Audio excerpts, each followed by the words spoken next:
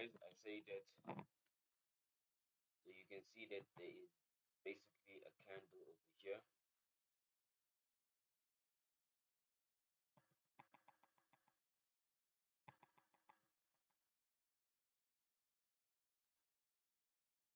So this is the candle that's telling me that the market can still go down. This one candle over here. So that's why I'm still holding the sell on the gold. But let's be patient. There's no need for us to rush this trade. I see an opportunity though on the 1 hour time frame that gold must fall. Let me send this live to you.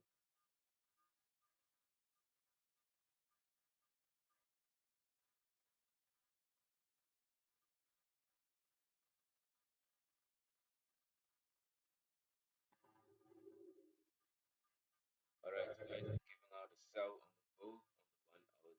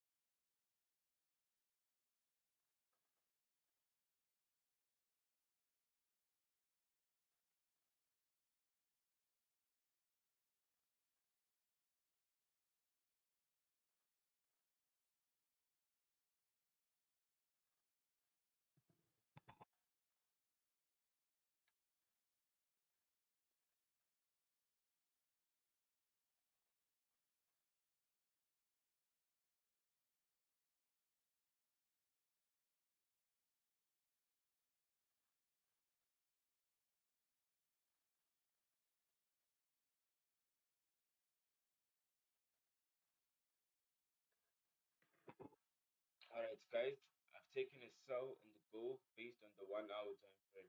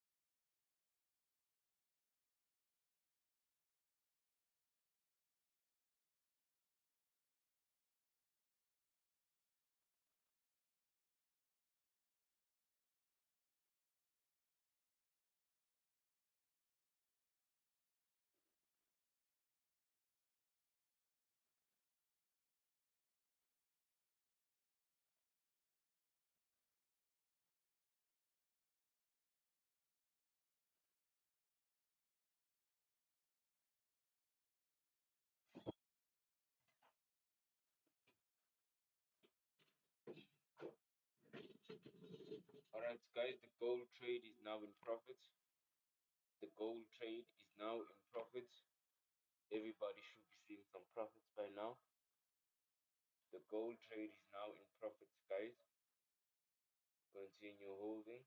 I haven't closed my trades.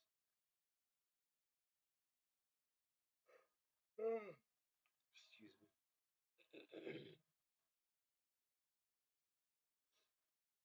All right, guys, remember we took a sell on the gold and it's slightly in profits now. So you should have taken your profits from yesterday. Um, you should have made profits yesterday, and you also should have made profit today.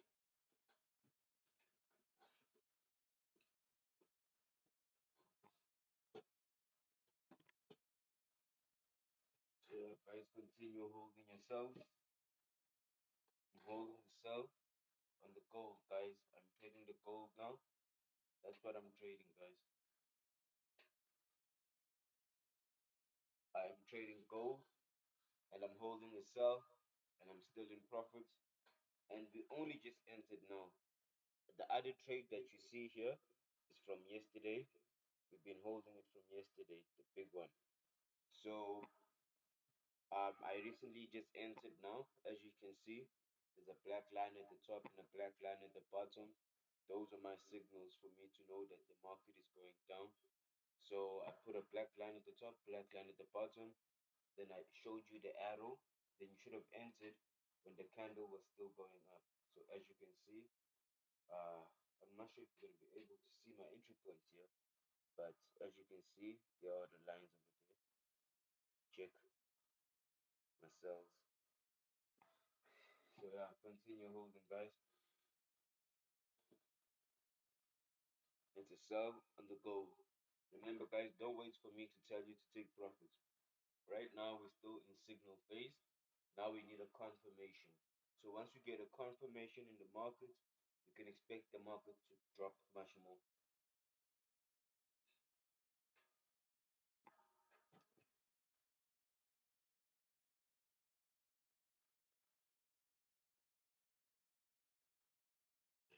Continue holding yourselves, guys.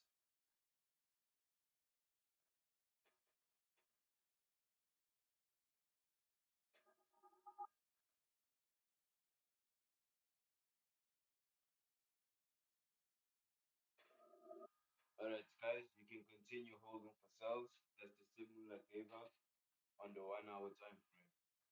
I just had my water. I want to go have a coffee now, guys. I just woke up and I feel like I need to have a coffee. So I'm gonna go have my coffee now. I'm still holding myself.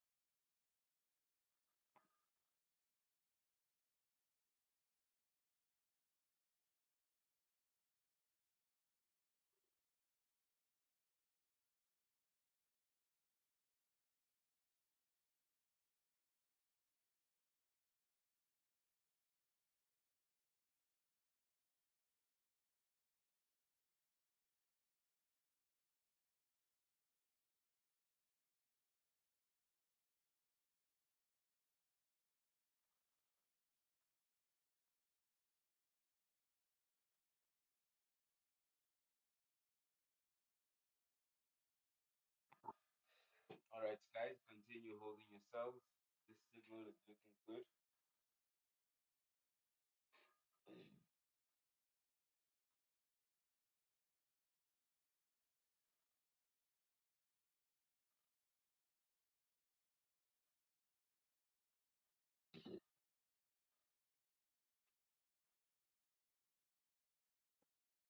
Alright, guys, I just told everybody in the group that we should close yesterday's profits. So yesterday I traded German 40 in the morning. Then we had a loss. Then after that we had a good morning. And after that I went to gold, made profits immediately. And then straight after that I just traded gold right now this morning. This is my first trade, my first signal, and we're already in profit. So I wouldn't be confident about it and be like, yeah, this is the definite direction of the day.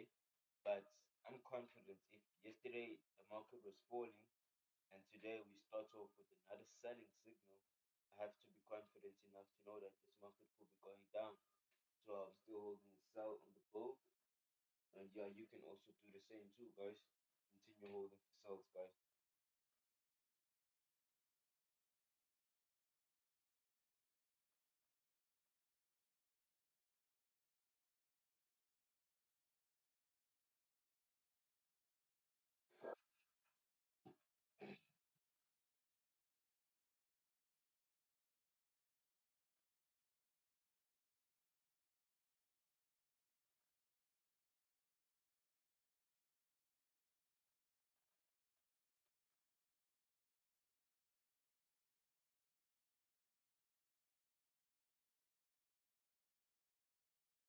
Continue holding your sells.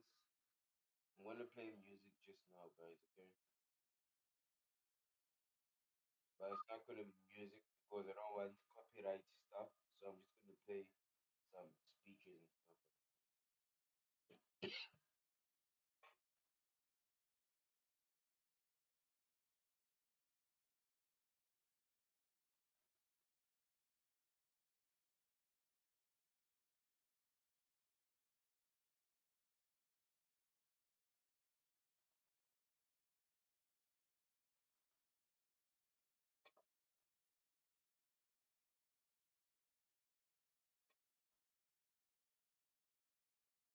Continue holding yourselves. Everybody should be in profit by now.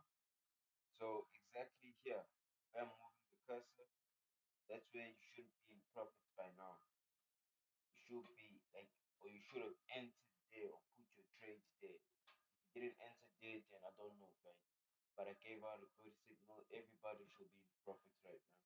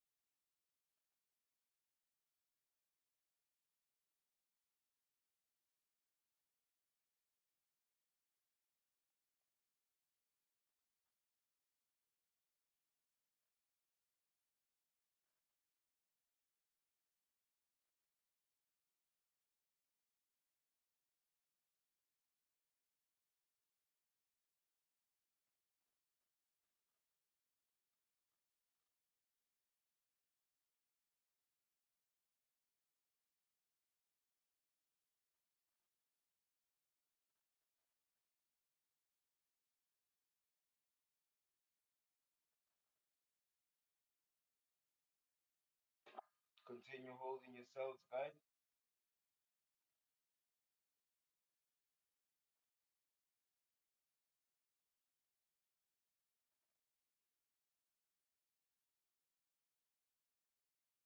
Remember, guys,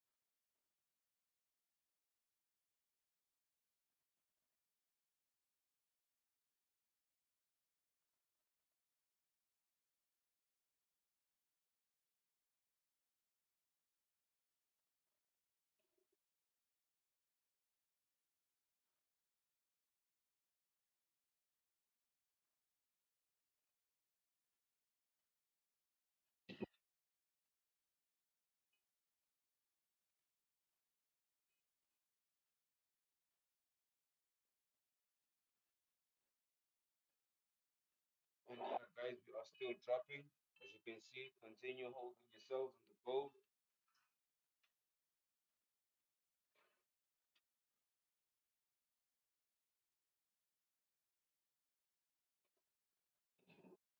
Still holding yourself, guys, on the pole.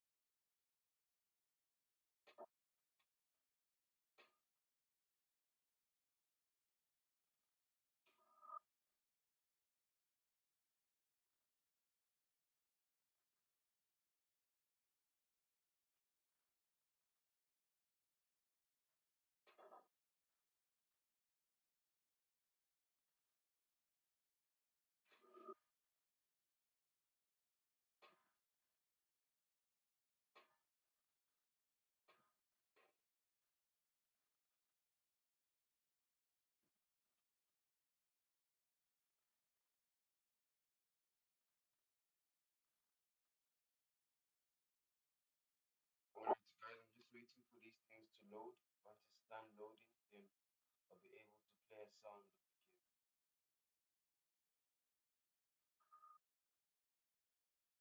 Please be patient.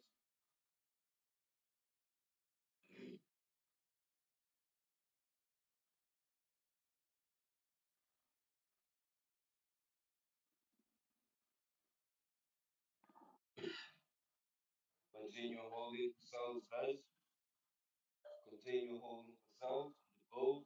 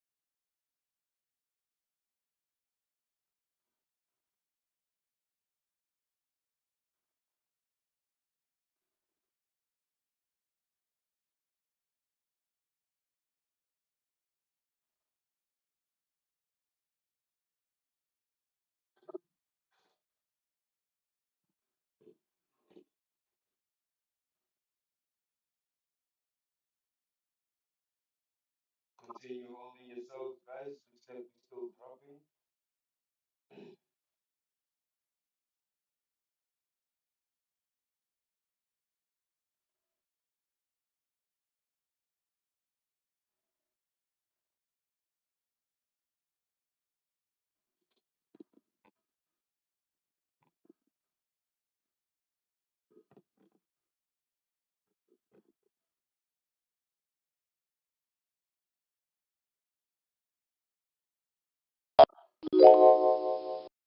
Continue holding yourselves, guys. It's looking strong. Continue holding yourselves. Everybody should be in profits right now.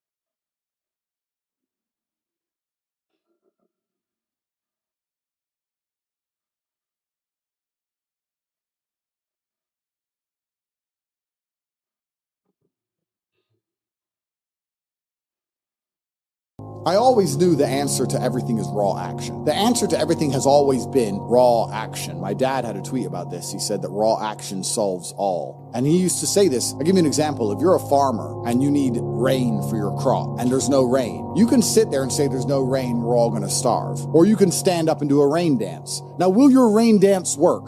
Perhaps not. Perhaps the rain won't come. But I would argue that you're better off standing up doing that rain dance than just sitting there waiting to die. You have to do something. Raw action solves. So when I was broke, I was never like, I'm poor, what do I do? It was, I'm poor, I have to do something. If I was broke, I'd go for a run. That's why I was such a great fighter. If I was broke, I'd sit there and go, I'm actually poor. How do I make money? Dunno. Where can I get some cash? Dunno. What work can I do? Dunno. I'll just go for a run then. And I'll just go for a 3-mile run. You just have to say, well, I have to do something. I can't just sit still and die. A lot of people are happy to just sit still and die or to go to sleep and take a nap. Well, if that's what you want to do, then you can say a loser. That's fine. I'm glad there are losers, because if everyone had Lamborghinis, my Lamborghini wouldn't be fun to show off. I need you to look at it and feel the deep pain in your heart of regret and failure. That's the whole point of it. I need to drive my Bugatti and everyone be looking at it going, I'll never have one of those. And I can get all their energy and feel it all, and it makes me happy. Fantastic. So you can sit at home and do nothing. But when I was poor, I had to go for a run. I couldn't sit still or lift weights or do something. I couldn't even sleep. So raw action solves everything, and I understood that at a young age. But as you get older, you get to look back and you get to put your whole story together, the whole tapestry together.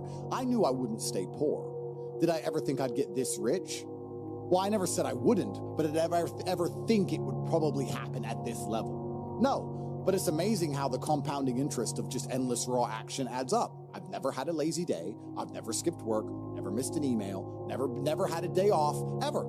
If you were to go through the last 3 years of my life, you will see that there's never been a day where I wasn't doing what I was supposed to do. And it all just adds up, and then monumental success comes, and you get to laugh at everybody else, ha ha ha, and life's great. Well, I think that initially, fighting is always the best thing you can ever do. Especially, it's the best way to spend your 20s because you heal superhumanly. You heal like Wolverine, and I can't think of a better use of that superhuman healing ability besides fighting. And it's going to teach you everything you need to know about personal accountability and hard work and overcoming fear and dedication and discipline. There's so many lessons to be found inside of fighting. And plus, it's the most respected sport on the planet. And I think that you'll learn more about yourself and more about life and more about the realities of how the world works if you're a fighter. So I think that's what's so fantastic about it. All of my wisdom and all the things I say doesn't come from books. It comes from life experience. And a lot of my life experience is the brutal realities of violence.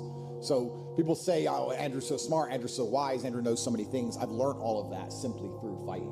And if you're a warrior in life, the arena may change, but the battle never ends. It's just never ending. And you have to get used to fighting. You have to get used to being under pressure and under stress all the time and being the kind of person who can perform and smile anyway. And I'm glad I spent my 20s training because I can't think of something else. I find it amazing that, like, I speak to people my age and I say, in my 20s, I spent maybe, I don't know, let's say 3 hours a day. What's a decade of 3 hours a day? Let's say 10,000 hours. I spent 10,000 hours in the gym training. You're the same age as me. What did you do with those 10,000 hours? And they can't even tell me what they did. What did you do? Watch TV, go out, go pub, sit around, sleep, nap, chase women? What did you actually do? We had the same amount of waking hours and the same amount of minutes. I know where 10,000 hours of my minutes went, and that's why I'm the champ.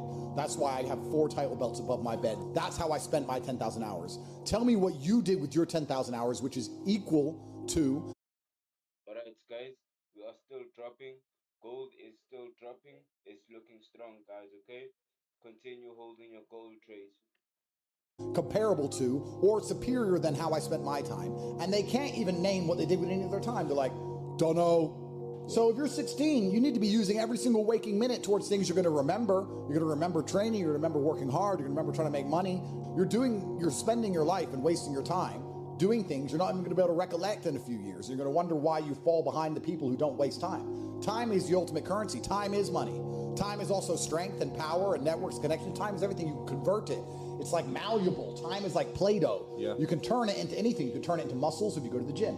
Turn it into fighting prowess if you go to the fight gym. But people have all this time and they just mush around with it. And then they're like, oh, don't know why I'm failing. I wish I was successful. When you're living that type of life and you end up searching for meaning, you end up down the path of hedonism because the meaning is, I want to have as much fun as possible. But fun in and of itself, I was talking to another girl and I was saying to her that fun, she was saying to me, you know what, Andrew, all you do is work. you never really have fun. And I said, fun is haram. He goes, is fun really haram? I'm like, no, it's not. But please understand what I'm trying to say here. What I'm trying to say is when you look at what most people do for fun, it's haram. Look, when fun is clubs, drinking, running around, laughing like a kid, all this, all the bad things in life, the negative haramities can be attained through this obsession with fun. If you find a man who's obsessed with work, I have things I need to do, and I feel satisfied inside when I do them. I have duty and I have work, and I have obligations to fill and objectives to meet. I feel happy when they are done. That is my fun. My fun is clearing my emails, making $2 million in the day, buying another investment property I don't need, going to bed, training hard. All right, guys, continue holding yourselves on the goal. There is about 4 minutes left, and a new candle is going to begin. Remember, we are watching the 1 hour time frame. And bear in mind, if you go to the link on my bio, you'll also see. Okay, just go to my bio, and you'll be able to see a link over there. That specific link is the link that you should use to join my Telegram channels or to contact me on Telegram. My details are there to see my Instagram. If you can't send me a message anyway, send me a message on Instagram. On TikTok too, you can also do that. Also on LinkedIn, you can also send me a message on LinkedIn. I also have an account there. So if you just press that link on my bio, that link tree link, you'll see all my services. And obviously, the broker that I work with is FX Pro. That's my recommended broker. And we are trading gold, and we are holding some trades from yesterday, took some profits on those ones, and we just entered now at 4 o'clock in the morning, and now it's about to be 5 o'clock. So remember, we are trading the 1 hour time frame, so we're not going to be rushing the whole time to see, oh no, what's going on next. We're going to be taking everything slowly as it comes. Even if we take a loss, even if the market changes direction, it's going to happen properly. It's not going to happen because we're watching the 1 hour time frame. It's still morning. We're waiting for London session. Everything is still going to be nice and smooth. So let's be patient. I still have been holding that sell for the gold, guys, on the 1 hour time frame. Good luck. Hard eating right. That's my fun. Call me boring. That's what I enjoy. When you were talking about that lifestyle and what you end up searching for in that hedonism, you just end up searching for excesses, right? To have more fun, you want to get more drunk, go to more clubs, and it's just a black hole and it never ends, and you end up destroying yourself. We need. Question. Has your heart ever been broken? Completely. Everybody's heart's been broken. Every single man, every single woman has been through a period where they wanted someone back who didn't want them. Difference between me and everyone else is I never let my pride or my dignity go out the window for it. That's the big problem with a lot of this heartbreak stuff.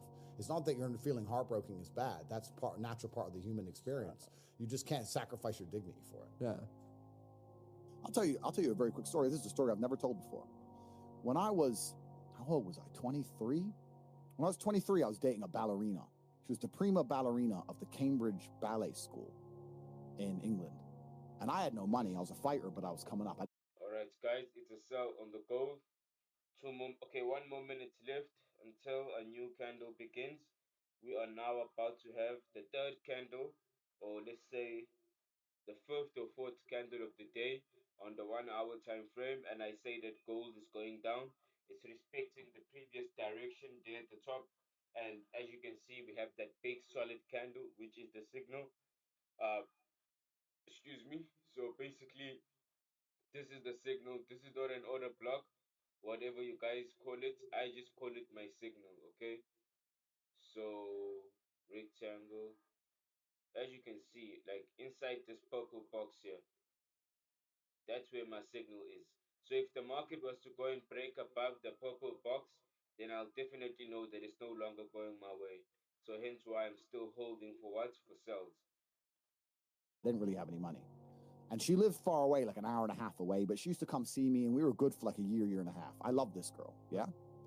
And she finished ballet school. She started dancing in clubs in London. She couldn't get any ballet work, surprise, surprise. So she ends up doing like dancing and not stripping, but like dancing in the club, So now she's around all the London money every day. She's out dancing all the time. She's up late every night. She doesn't want to drive an hour and a half to come see me. None of this shit.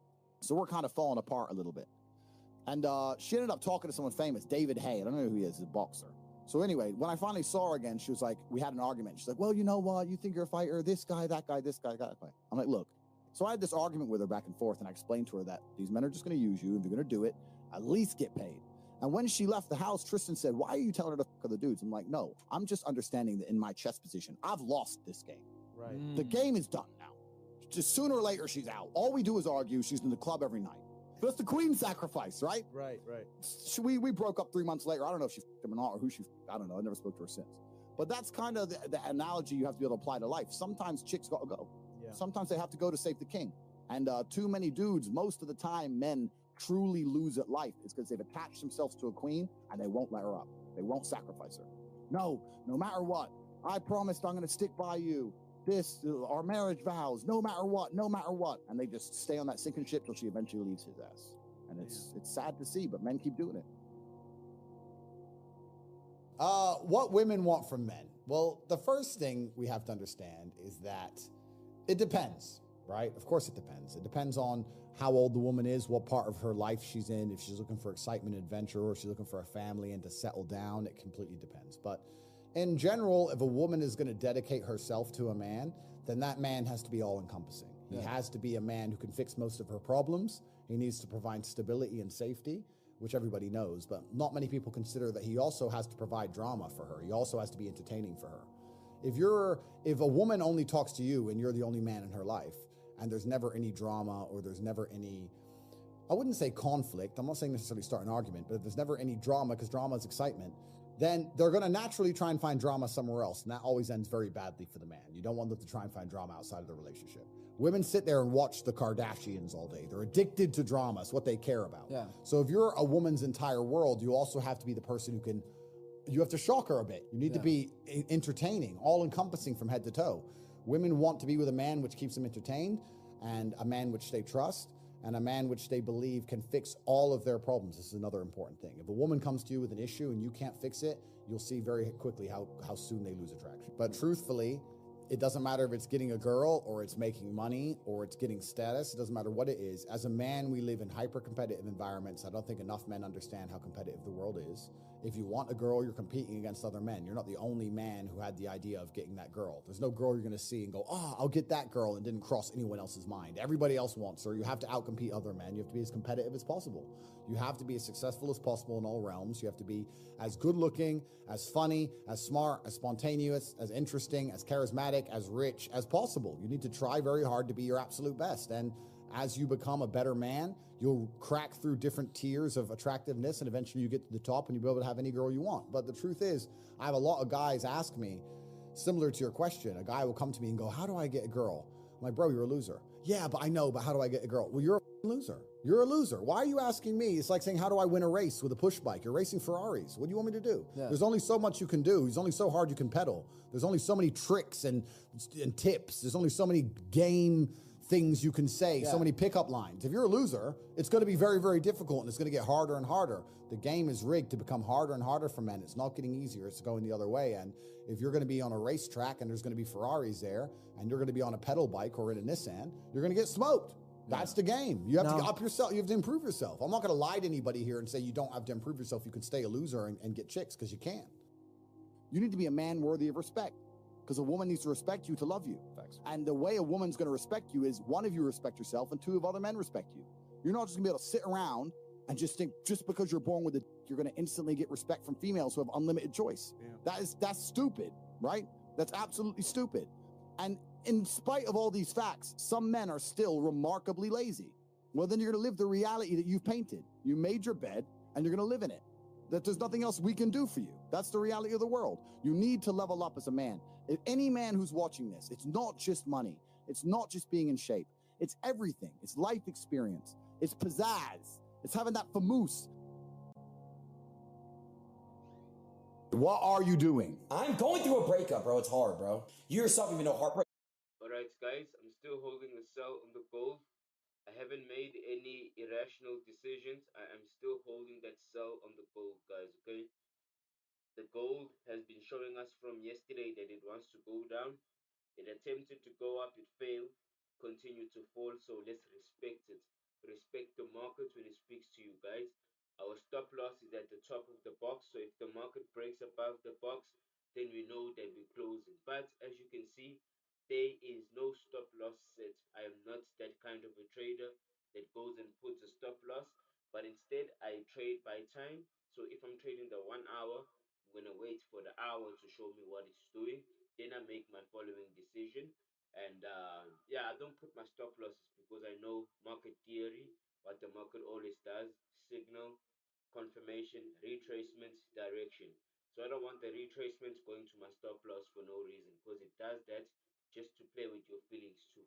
So sometimes, oh, I never, not even sometimes, I never put my stop losses. So yeah, continue holding, guys. It hurts. Heartbreak does hurt. Yeah. I agree with you. Heartbreak hurts. Okay, so come on. Why do you think she left you? No, it was mutual. Why do you think she left you? I always knew the answer to everything is raw action. The answer to everything has always been everything is war. All of it. This idea that Explain to me the psychology of like an 18-year-old kid who threw $1,000 into some meme coin, like made $1 million, $2 million, $3 million. Like, what does that do to you, psychologically? Oh yeah, he's fucked. That's the worst thing that could possibly happen to an 18-year-old kid. Can you fix it? Well, only if you make him understand how important hard work is. Yeah. I mean, the best way to fix it is to grab him by his throat, right? And to beat the shit out of him so he learns that his money doesn't actually matter in the real world, because the real world is violence. Beat the fuck out of him, he'll start thinking, shit, I need to fight. Now I need to protect myself. Now I feel vulnerable, I feel anxious, I feel afraid, I need to go to the gym, I need to train. That would fix him. Someone needs to kick the shit out of him. So that's the first thing that should happen, because that's the real world. Problem is, if you have that kind of money when you're young, you're never gonna wanna work hard ever again. If you've ever worked hard ever at all, you're never gonna end up with a real job, right? You just made $3 million from the sky. You think anyone can tempt you with a wage or a salary or delayed gratification of going and studying in school and getting a 3-year degree so that later on you can get a $100,000 a year job? Never. All you're gonna do is continue to gamble and hope you're gonna pull it off again. What happens when a 19-year-old kid catches a crypto pump on some junk like Shiba?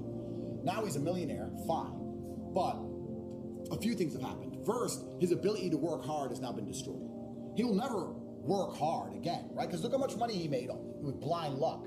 You think he's ever gonna go out there and get a job and take pay 50 grand a year and really dedicate himself? Never. Even if he lost all that money, the only thing he could ever think to do is to just try and get another pump. Mm-hmm. He's a gambler now. He's effectively a gambler for the rest of his life. So his whole work ethic's been decimated. That's the first thing. The second thing that happens when someone like him catches a crypto pump is because he has no life experience, no real world experience, no struggle, etc. He's now, Tristan calls them geese. Geeks? Geese. Geese? Yeah, like geese. Okay. You femise the geese. And femise is another word he made up, but you just femise them. They're femisable. Femise them. He made it up. I don't know what that means. You no do matter how know. many times you You're say a chick. You know what it means. No matter how many times you say a made-up word, I don't know. Femise is you turn up with your pretty smile. Okay. Oh, I love you. He gets femised. He gets taken out of the game. He gets femoosed. You have to be able to call a bluff. Trump said it. Trump said in his book, Art of the Deal, you have to know when to walk away from the table. Yeah. You gotta be able to do it. Most dudes never do it to a chick. You know what? The number of hot girls who I've dumped who hit me up years later. Years! And it's because they can't get over in their mind the one guy who dumped me, the one guy who didn't give in, the one guy who didn't care is that Tate fuck. That Tate guy. He's the only guy who didn't give a shit about me. Every other guy gives me what I want. Why didn't he give me what I want? And then they think, I've got to try again to get him to give in. And they end up coming back. Because women aren't even familiar with this. Women don't even go. Most hot girls have never had a dude bail. Ever. No, hot girls don't get kicked out over coffees. So when I did that to her, her brain fried. She couldn't believe it. She thought, oh, your personality, you're a psycho, trying to think of every reason why I'd kick her out over a coffee. And eventually it clicked. She's like, you know what? I should have just made the coffee in the first place. What I told you. If you're not hated, if you don't have haters, what have you achieved? If there's no one on earth who doesn't dislike you, then you must not have an opinion. You must just be neutral, like goo. You can be the best thing on earth. You can be T-bone steak. Somebody's gonna not like T-bone steak. Most people do, but there's always gonna be someone who doesn't. Yeah. Maybe you can become some form of gloopy porridge in the middle that no one likes, no one hates. You're gloopy porridge. It's just there. But if you want to be T-bone, there's going to be some idiot who comes along and goes, oh, this is terrible. There's going to be some idiot. The world's full of idiots. That's fine. But I'd be very concerned if I didn't have haters. And I'd be very, very worried if the MSM weren't trying to attack me. I kind of feel like that's the perfect proof that I'm on the right path.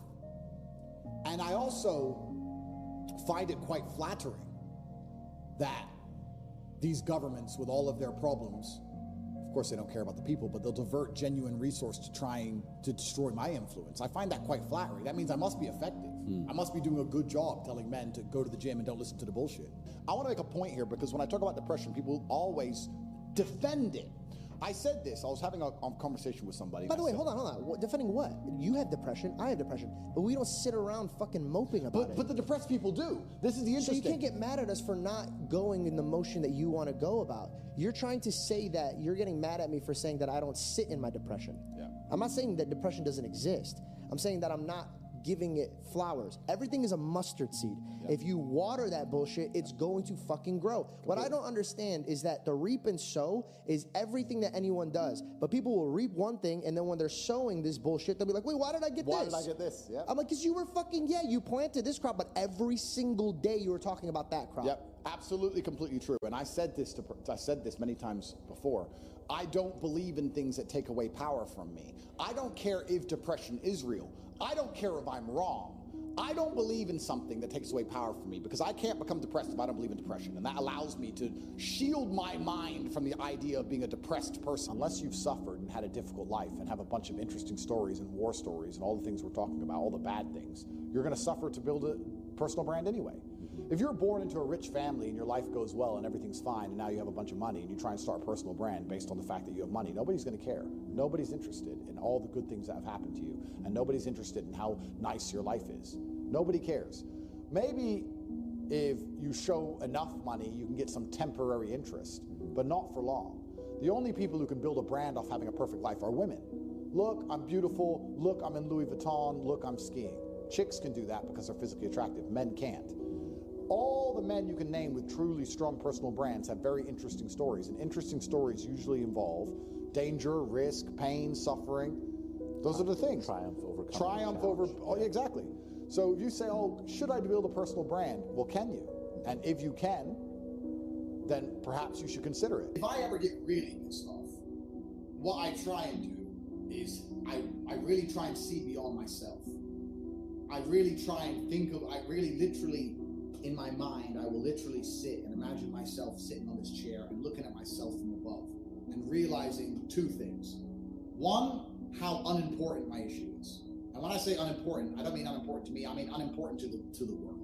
Like, in regards to the stars in the sky and the solar system and fucking, is any of my problems going to stop the sun rising? Is any of my problems going to stop the tide coming in? Like, it's just the reality of the world is that how much I am upset, it really doesn't matter in the grand scheme of things. That's the first thing. And two, is that anger can be channeled into anything.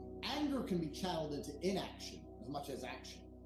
So, like, if a girl really pisses me off, I'll take all that anger and channel it into not texting her. That's an inaction. But I'll sit and think, you know what? I know what the right thing to do is.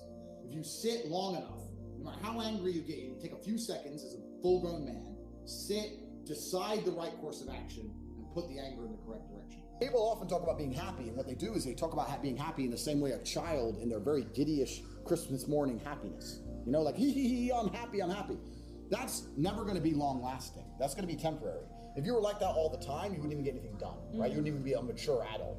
So the idea that you're out here searching for that feeling permanently is asinine and it's immature. That is certainly happy, sure. But I've changed the paradigm of where happiness is. For me, anything above distraught is happy. Besides 3 or 4 monumentally destructive events that are going to happen throughout my life, like a loss of a family member or something, unless I really, really feel down, I'm happy. So if I wake up, it's not I'm thinking if I'm happy or not. If I'm not devastated, I'm happy. It's black or white. If it's not black, it's white. So even if I wake up and I'm furious and I'm stressed and I'm pissed off and I got much to do, I'm still happy. I've decided I'm happy. My happiness barrier isn't this little giddyish at the top. My happiness is everything besides feeling distraught. That's how I've designed it in my mind. If I meet somebody who's broke, I think they're an idiot. And I catch myself going,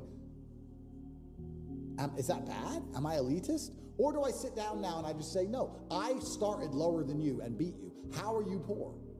You're lazy.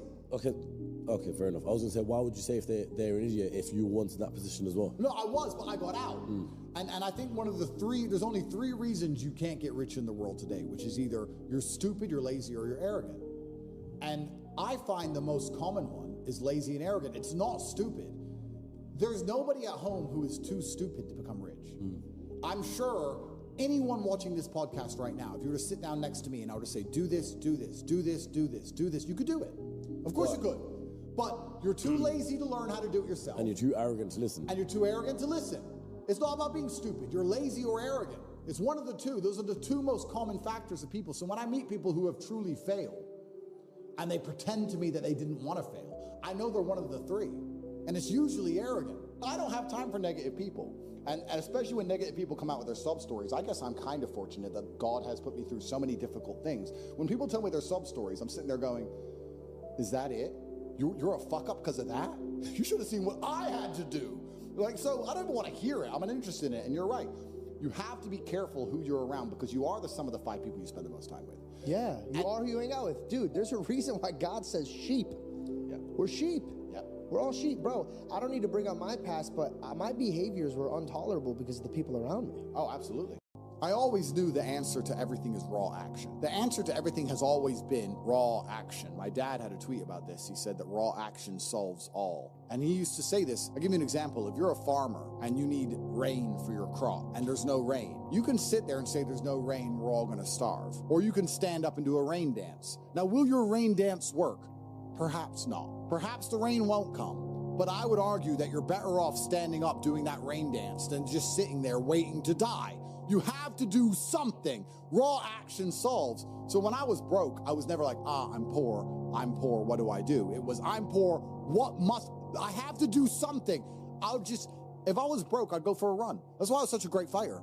If I was broke, I'd sit there and go, I'm actually poor. How do I make money? Don't know. Where can I get some cash? Don't know. What work can I do? Don't know. I'll just go for a run then. And I just go for a 3-mile run. You just have to say, well, I have to do something. I can't just sit still and die. A lot of people are happy to just sit still and die or to go to sleep and take a nap. Well, if that's what you want to do, then you can say a loser. That's fine. I'm glad there are losers because if everyone had Lamborghinis, my Lamborghini wouldn't be fun to show off. I need you to look at it and feel the deep pain in your heart of regret and failure. That's the whole point of it. I need to drive my Bugatti and everyone be looking at it going, I'll never have one of those. And I can get all their energy and feel it all, and it makes me happy. Fantastic. So you can sit at home and do nothing. But when I was poor, I had to go for a run. I couldn't sit still or lift weights or do something. I couldn't even sleep. So raw action solves everything, and I understood that at a young age. But as you get older, you get to look back and you get to put your whole story together, the whole tapestry together. I knew I wouldn't stay poor. Did I ever think I'd get this rich? Well, I never said I wouldn't, but did I ever think it would probably happen at this level? No, but it's amazing how the compounding interest of just endless raw action adds up. I've never had a lazy day. I've never skipped work, never missed an email, never had a day off, ever. You name if you were to go through the last 3 years of my life, you will see that there's never been a day where I wasn't doing what I was supposed to do. And it all just adds up, and then monumental success comes, and you get to laugh at everybody else, ha ha ha, and life's great. Well, I think that initially fighting is always the best thing you can ever do. Especially it's the best way to spend your 20s because you heal superhumanly, you heal like Wolverine, and I can't think of a better use of that superhuman healing ability besides fighting. And it's going to teach you everything you need to know about personal accountability and hard work and overcoming fear and dedication and discipline. There's so many lessons to be found inside of fighting. And plus, it's the most respected sport on the planet.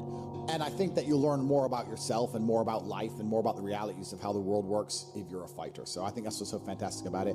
All of my wisdom and all the things I say doesn't come from books. It comes from life experience. And a lot of my life experience is the brutal realities of violence.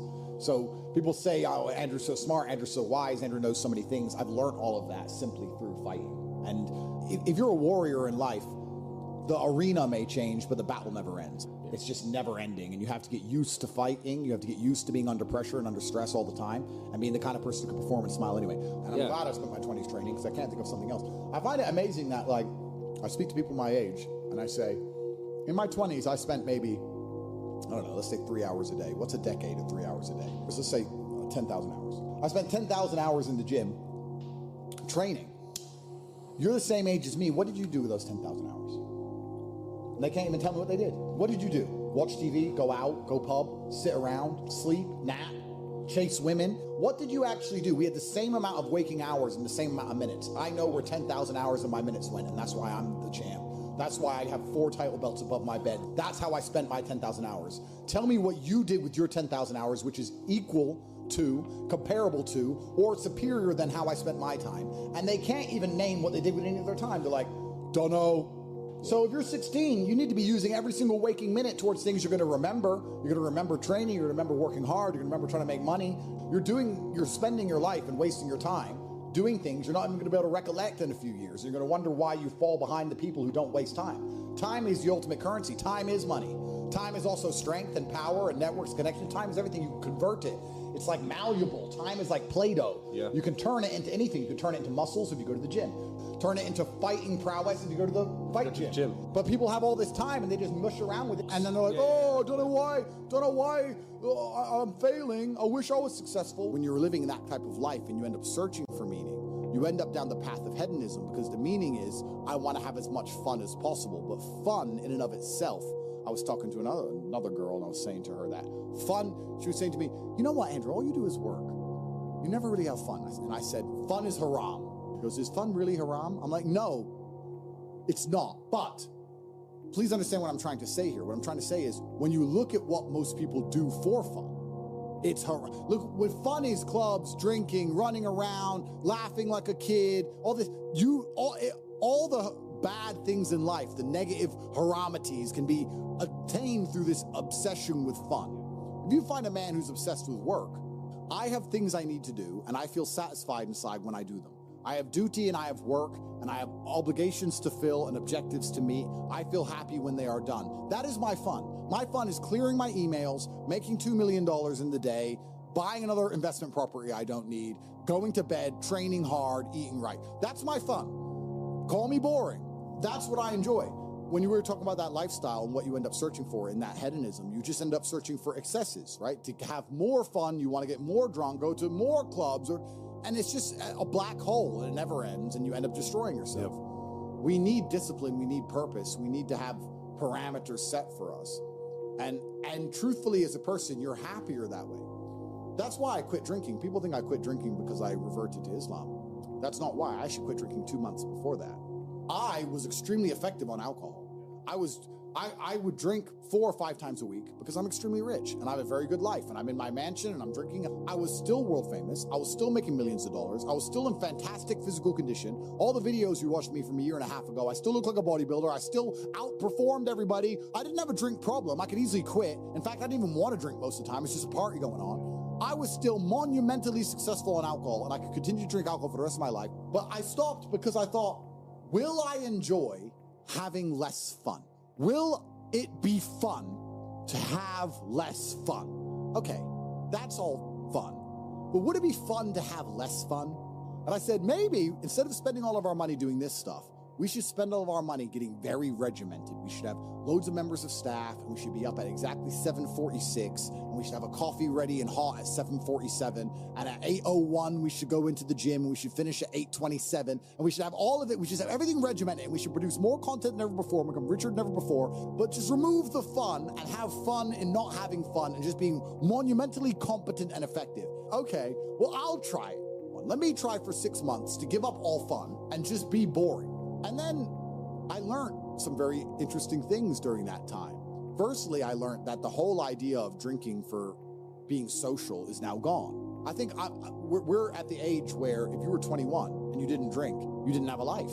There's no reason to drink for socializing because everything's online anyway. You meet everybody on apps. Nobody cares about drinking anymore. That's the first thing I learned. The second thing I learned is that being exceptionally regimented is fun. I truly enjoy it. I enjoy it just as much as I enjoyed because what would happen before is I'd do all my work and I'd train hard and I was always an effective person. I was still 1,000 times more effective than the average man. And then I would take 6 or 7 hours and drink and smoke and have fun and enjoy the fruits of my labor. I became extremely rich. Why not get on a private jet and have fun? But now instead of spending those 6 hours having fun, I spend those 6 hours continuing to work. And I enjoy it just as much. So now I'm sitting there going, well, I enjoy it just as much and I'm not damaging my health. I enjoy it just as much and I'm making more money. So it really, truly ruins my day when a beautiful girl's like, can I see you? It's like, oh, I've got work to do. I'm regimented. I have to sit here and type. I don't want to talk to you and have fun and party. I don't want to do any of that. I want to do emails. You don't get it I know to you it makes no sense. But you already have all this money. Why do you want to do emails? Because that's my fun now, regimen. So I decided to dedicate 6 months to being boring. And by the end of the 6 months, I was having so much fun being boring that now I will probably never drink again. I am 0% tempted to drink ever again. I'm 0% tempted by fun, which is what you said, and I completely get it. When someone goes, we're gonna go here and it's gonna be fun, I'm like, nah, you have fun, I'll do my emails, you enjoy. I don't wanna go to clubs, I don't wanna go to some party, I'm not interested in traveling, I'm not interested in seeing anything, I've seen it all anyway, I've been everywhere. Like, who cares? I'm above it all, I'm over it all. I want to run my empire, and I want to spend time with people I love, and I want to beat my brother at Uno, and that's it. I don't want to do anything. Maybe I've gotten boring. Maybe I've leaned too much into the boring character, but I truly enjoy just being boring and regimented. And I like getting as much work done as possible, and that's why I'll never, ever drink again. So the whole concept of fun is alien to me. I totally get it now. When you said that, you're totally right. Fun isn't fun. And then achieving things in work is fun. The only thing I guess I can say I do for fun is driving fast cars, but then I need to make $800,000 to buy a Ferrari. So it's still work involved, you know, there's still work involved. But I really believe God's given me one of the best lives, and I can't complain about anything bad that's happened. It's all been fantastic. I'm truly thankful for all of it. I think if a couple bad things happen to you, you should be intelligent enough to realize that eventually you're gonna get over it and you're gonna learn an important lesson. It's gonna change you in the correct direction, and Allah is the best of planners, and He knows what you need to learn. I think that as humans, especially as men, we only learn the hard way anyway. There's two ways to learn a lesson, the hard way and the hardest way. There's no easy way to learn a lesson. You have to learn the hard way. So God gives us lessons via difficulty. He thinks you need to learn this about yourself or this about other people. So I'm gonna give you a difficult time so you can learn your lesson. Because if I told you, if I just said, hey, Andrew, this is how the world works, you go, yeah. But when I show you, when you feel it, my fight coach used to say, you have to feel it to believe it. That's why if he was teaching low kicks, he'd kick your leg off. Because you don't believe in the power of a low kick. You don't believe a low kick can be so devastating unless you've felt it. You have to feel it to believe it. So God will give you a difficult time so you learn your lessons. And the lessons are very important for you to be the person who you need to be in this life. He's the best of planners, and I'm thankful for all the lessons He's given me. He's bestowed knowledge upon me.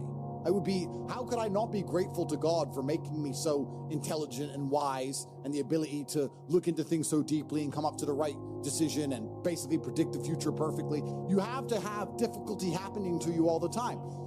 So when you sit and say, I want an easy life, what you're saying is you're a dummy and you want to be a dummy. You want to stay a dummy. I want an easy life, and I don't want anything bad to happen to me, because even though it will teach me lessons, I can't handle the emotional pain. I can't handle the stress. I don't want to be a dummy. I want to be smart. If I want to be smart, then hurt me. I just know that I become a more formidable, more competitive version of myself after every single bad thing that's ever happened to me. It's one less thing to fear. It's one less thing to be worried about. I've done it before. Because it's also very interesting, because you talk about wisdom, you use the word wisdom, and I appreciate the compliment. I don't read books.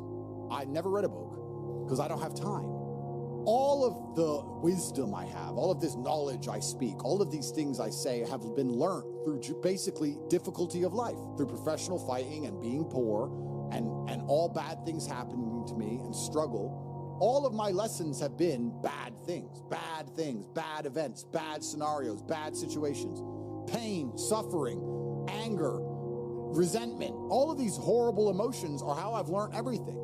So I thank God for giving them to me. And anyone who wants an easy life wants to stay a dummy. What do you learn if you just get money, you buy a crypto coin, it blows up, you get some money, you go to some restaurants? What do you learn about anything? You don't. Completely. And then the thing that's so interesting is that the people who are choosing the safe option is actually choosing the most risky option. So you're not taking a safe option. You're taking a coward's way out, and it leads to exactly where a coward's way should lead. Cowards, in the end, do not get to enjoy the shade of the olive tree, because unless you fought in the arena, unless you've been a gladiator, you never get the peace of mind and peace of heart, which is afforded from bravery. So if you choose the safe choices in life, thinking, I'm going to take the safe route, you don't end up anywhere safe. The safe option doesn't work anymore. You need to take risks. You need to try and start your own business. You need to go all in on things. You need to go wild. You need to be a man who's not afraid to stand up and think, fuck it, it's all on my back and I'm going to find a way to pull this off. Because any other way, any other option in the world today only leads to a bad scenario. The safest thing you can do are the riskiest things. That's the now scenario we're in. Every single gamble I've taken, which was seen as risky, all paid off for me because I dedicated myself completely. Some people really need a female in their life because they need that kind of stability and direction and motivation. I'm not that guy. I do not need a woman to tell me to go work. I do not need her to tell me to put the video games down. I do not need to be cooked for and mothered. Like, it's nice if she does, but I'll survive. I did all this myself. I'll be okay. Like, the menial tasks you complete, I can hire somebody to do. It's not a big deal. I absolutely believe in love. I believe in family. I believe having kids is an amazing thing. But does that mean I'm ever going to live? All right, guys. So I'm back. I was having my coffee, and yeah, I'm still holding the cells. Can you guys see my screen clearly? Let me just try and do this. Okay. So as you can see over here, we have a purple box. I'm not going to explain every single trade, every single candle that I see, because you guys are not in my VIP group and it's free. So as you can see, I'm a partner with FX Pro on the left hand side of your phone. I'm an official partner with FX Pro, and yeah, so I'm allowed to do everything that I'm doing right now. I'm not streaming because something whatever. They know me and they know what I'm doing. So uh, there are specific things that I will not say on the lives, but if you're in the community channel on Telegram, then obviously you're gonna hear them. So my job is to basically provide my services to my clients, but my services are only provided to people who are trading with FX Pro because FX Pro and I have a relationship, and the relationship is that I bring them traders, I teach the traders how to trade. Finish. So, and by that, that's how I found myself streaming and sitting here in front of you on YouTube, and actually doing this. So I spotted a signal here, and the box is right there for a reason because of a specific candle, and that box indicates to me that, excuse me, that box indicates to me that the market is supposed to break downwards. So as you can see, there's an arrow that I keep moving. That's the direction we're expecting in the market. So now, how did we know that it's going down? The direction was set out when yesterday. The market continued falling from when? From yesterday. Then this morning, the market attempted to change the direction, but it looks like it was failing to change that direction. Then we had this candle, and as you can see, here's the box inside that candle. Then I found the high and I found the low. So I know that now the box or the market must break below the purple box. So if the market breaks below the purple box, so let's say this is the line of the box at the bottom, and the market has to break below. If the market breaks above the box, then we are no longer safe. We are no longer in a what? In a sell setup. The market has broken a previous high, indicating to us that there could be some form of change of direction. So, but there's still a lot of time for the candle to move. There's still 27 minutes. We're trading the 1 hour time frame. So we need to wait for about 27, 26 minutes and see how this candle performs itself. So how this candle finishes is going to tell us how we should be trading next. But if it finishes as a sell and it continues breaking downwards, then yeah, obviously it's a good trade. On our side, we just caught it. But yeah, we just have to be patient too.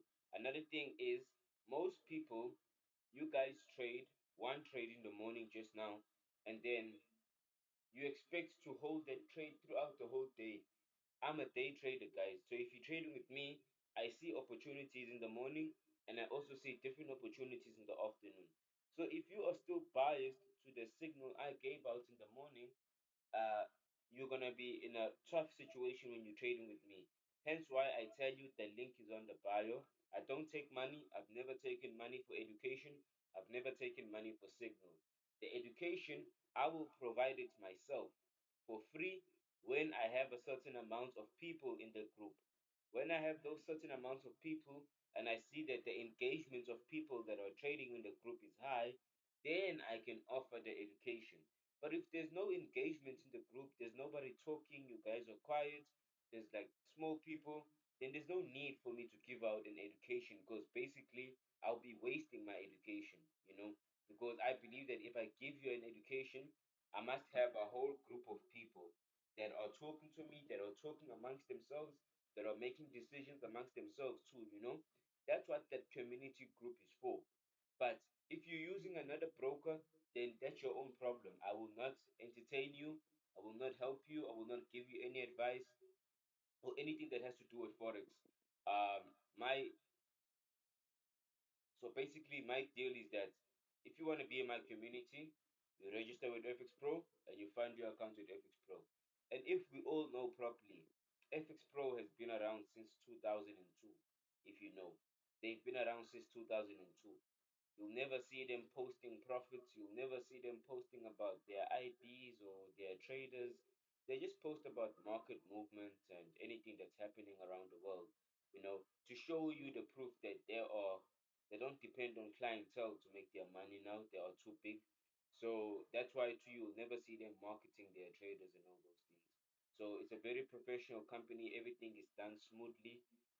And if you are South African and you use Capitec, there's something called Capitec Pay. So if you deposit immediately. If you withdraw immediately. But the withdrawal does have to go through approval from the withdrawal side of the broker, withdrawals departments. So that will be another 5 minutes or another 10 minutes. But when you withdraw, you should expect it in your account immediately.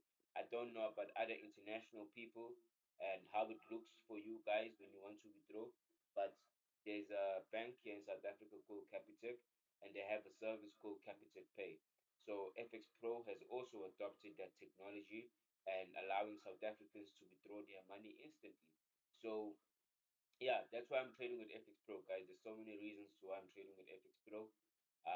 Yeah, minimum deposit is like $10, 200 rands if you're South African and you're listening. I could count them until I shoot myself in the head. But then, yeah, guys, continue holding for sales on the gold. Remember, you don't have to take my signals. Remember, you don't have to listen to me. Remember, if you don't agree with what I'm seeing, you don't have to write anything. You can just switch the channel and be like, this guy, switch the channel. So there's no need for you to be disrespectful or to do anything at all, I can't see the chat box here because I'm not here to talk to you guys. I'm here to just share what I'm doing. So I can talk to you guys if you communicate with me personally. Like I told you, the link is on the bio. So I'm not here to share conversations or what. I'm just trading live. I'm not here to do anything. Okay. So yeah, guys, continue holding yourselves. And yeah, believe in your trade. Believe in your trade. But we have a strong setup for sell now, guys. Continue holding. The completely traditional, I'm at home, wife says come home. That's never going to happen. That's not who I am as a man. If I have a woman who I love with all my heart and we have children, I'm still going to be out till whenever the fuck I'm out. I might be gone for 2 weeks. I'm out. See ya. See you in 2 weeks. And if during those 2 weeks I meet a big booty cute, if me and you had a challenge, let me ask you a question. If we had to make £10,000 from scratch drops in London, who's going in disguise? Because you're pretty famous. Yeah, I'm pretty famous. Who's going to make the 10 grand first? That's a good question.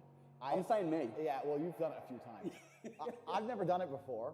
However, you'd have to start with selling something. Yeah. You'd have to start with becoming the middleman of something. You have to start by taking a commission. That's the first thing you can do.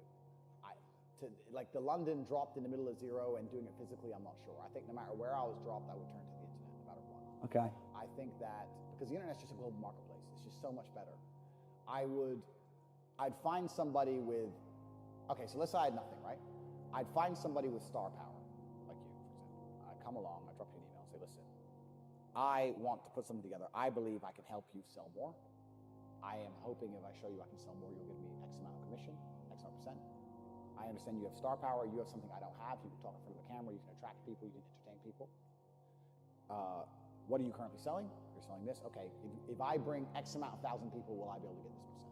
That's what I would do. I think that if I didn't have the ability to sit on a camera and entertain, I would find somebody who does, and I would be the blood and guts beneath the show business. Interesting. And that's the easiest way to get rich in the world today. So you'd find someone that's got an existing product or service. Correct. And then you would help them sell it and promote it. Absolutely not. That's the easiest way to get rich today, especially because commission only, nobody's afraid of saying yes to.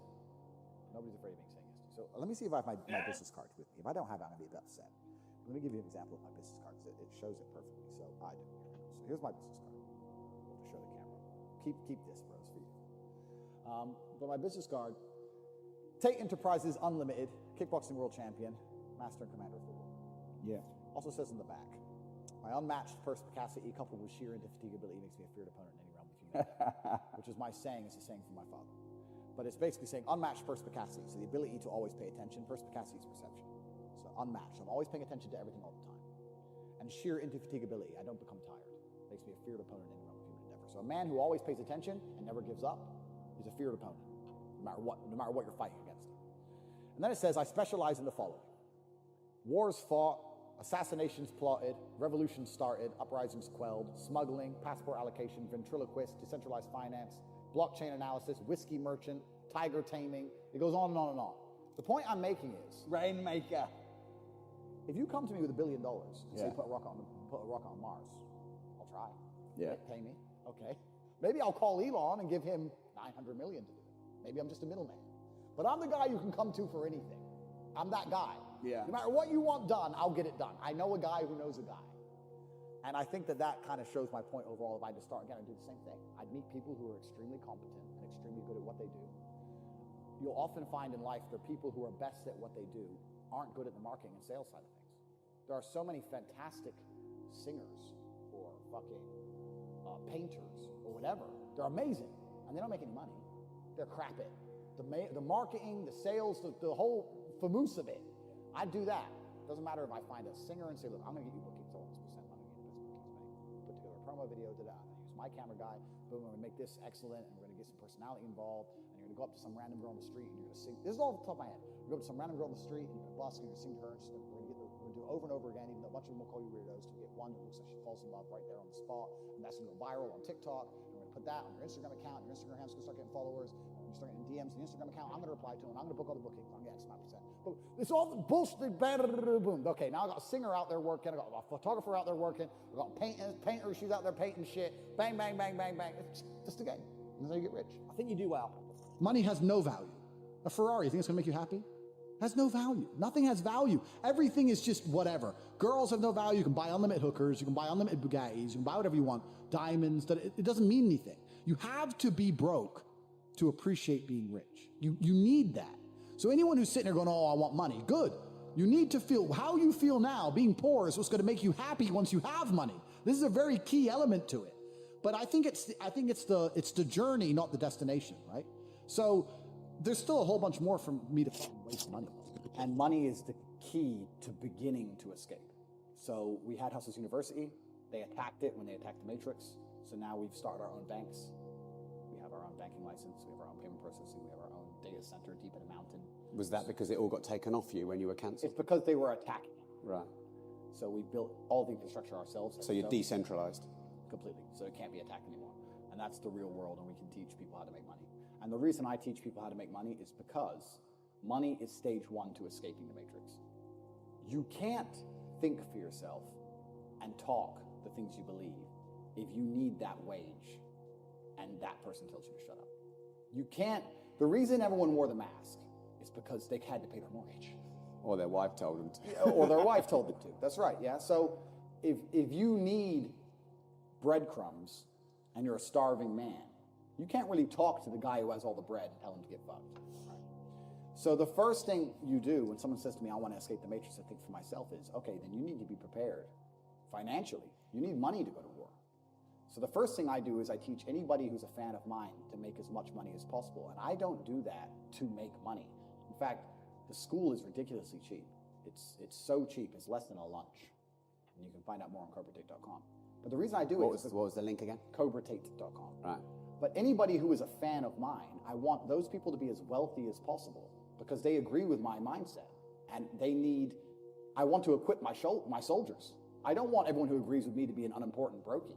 I want the people who agree with me to be influential and rich. And I want them to be able to stand up and talk and fight for themselves. So this is the reason I teach people how to make money, because I know anybody who resonates with my message, the wealthier they get, the better the war is going to be for me. So I wouldn't consider it philanthropic. I have an agenda, but my agenda is to find anybody who agrees with me and give them as much money as possible. So that's the real world, which is launching on CobraTate.com, because that's stage one. You're asking how to escape. Stage one is you must make money.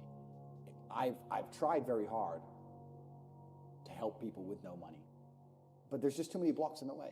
You can't put that on social media. You can't afford a day off work. You can't afford your boss to get mad. You can't afford to get arrested. You can't get a lawyer. You can't fight. You can't fight. You need bullets in your gun. So stage one is to get rich. Then you have to get rich while preserving your soul.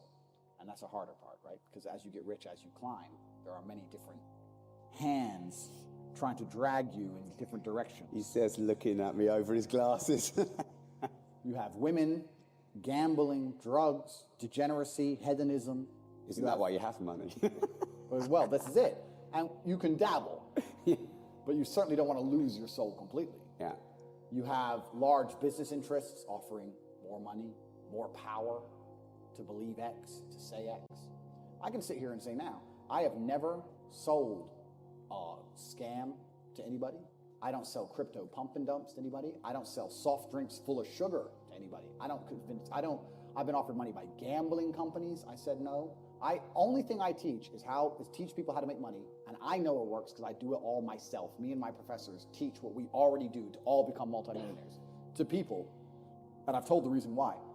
They've tried to get me to sell my soul to sell crap to the world endless times, and I've never done it. So you have these offers, right? When you're the most Googled man on the planet, do you have any idea how much they'll pay you to sell bollocks to people? Andrew, hey, here, this energy drink, say it's what you take to have high energy, and sell this shit full of sugar to children, and there's $100 million. I won't do it. I don't believe in it. I won't do it. So then you have to keep your moral fiber and stay principled, which is another battle. But if you manage to make money and stay true to your own moral fibers and principles and stay perspicacious, word of the day, keep paying attention to the world and actually keep your eyes open and look around, then you'll naturally escape the matrix. It's natural for the human mind, it's natural human evolution for us to spiritually escape the enslavement. Because the enslavement is from man, but our enlightenment is from God.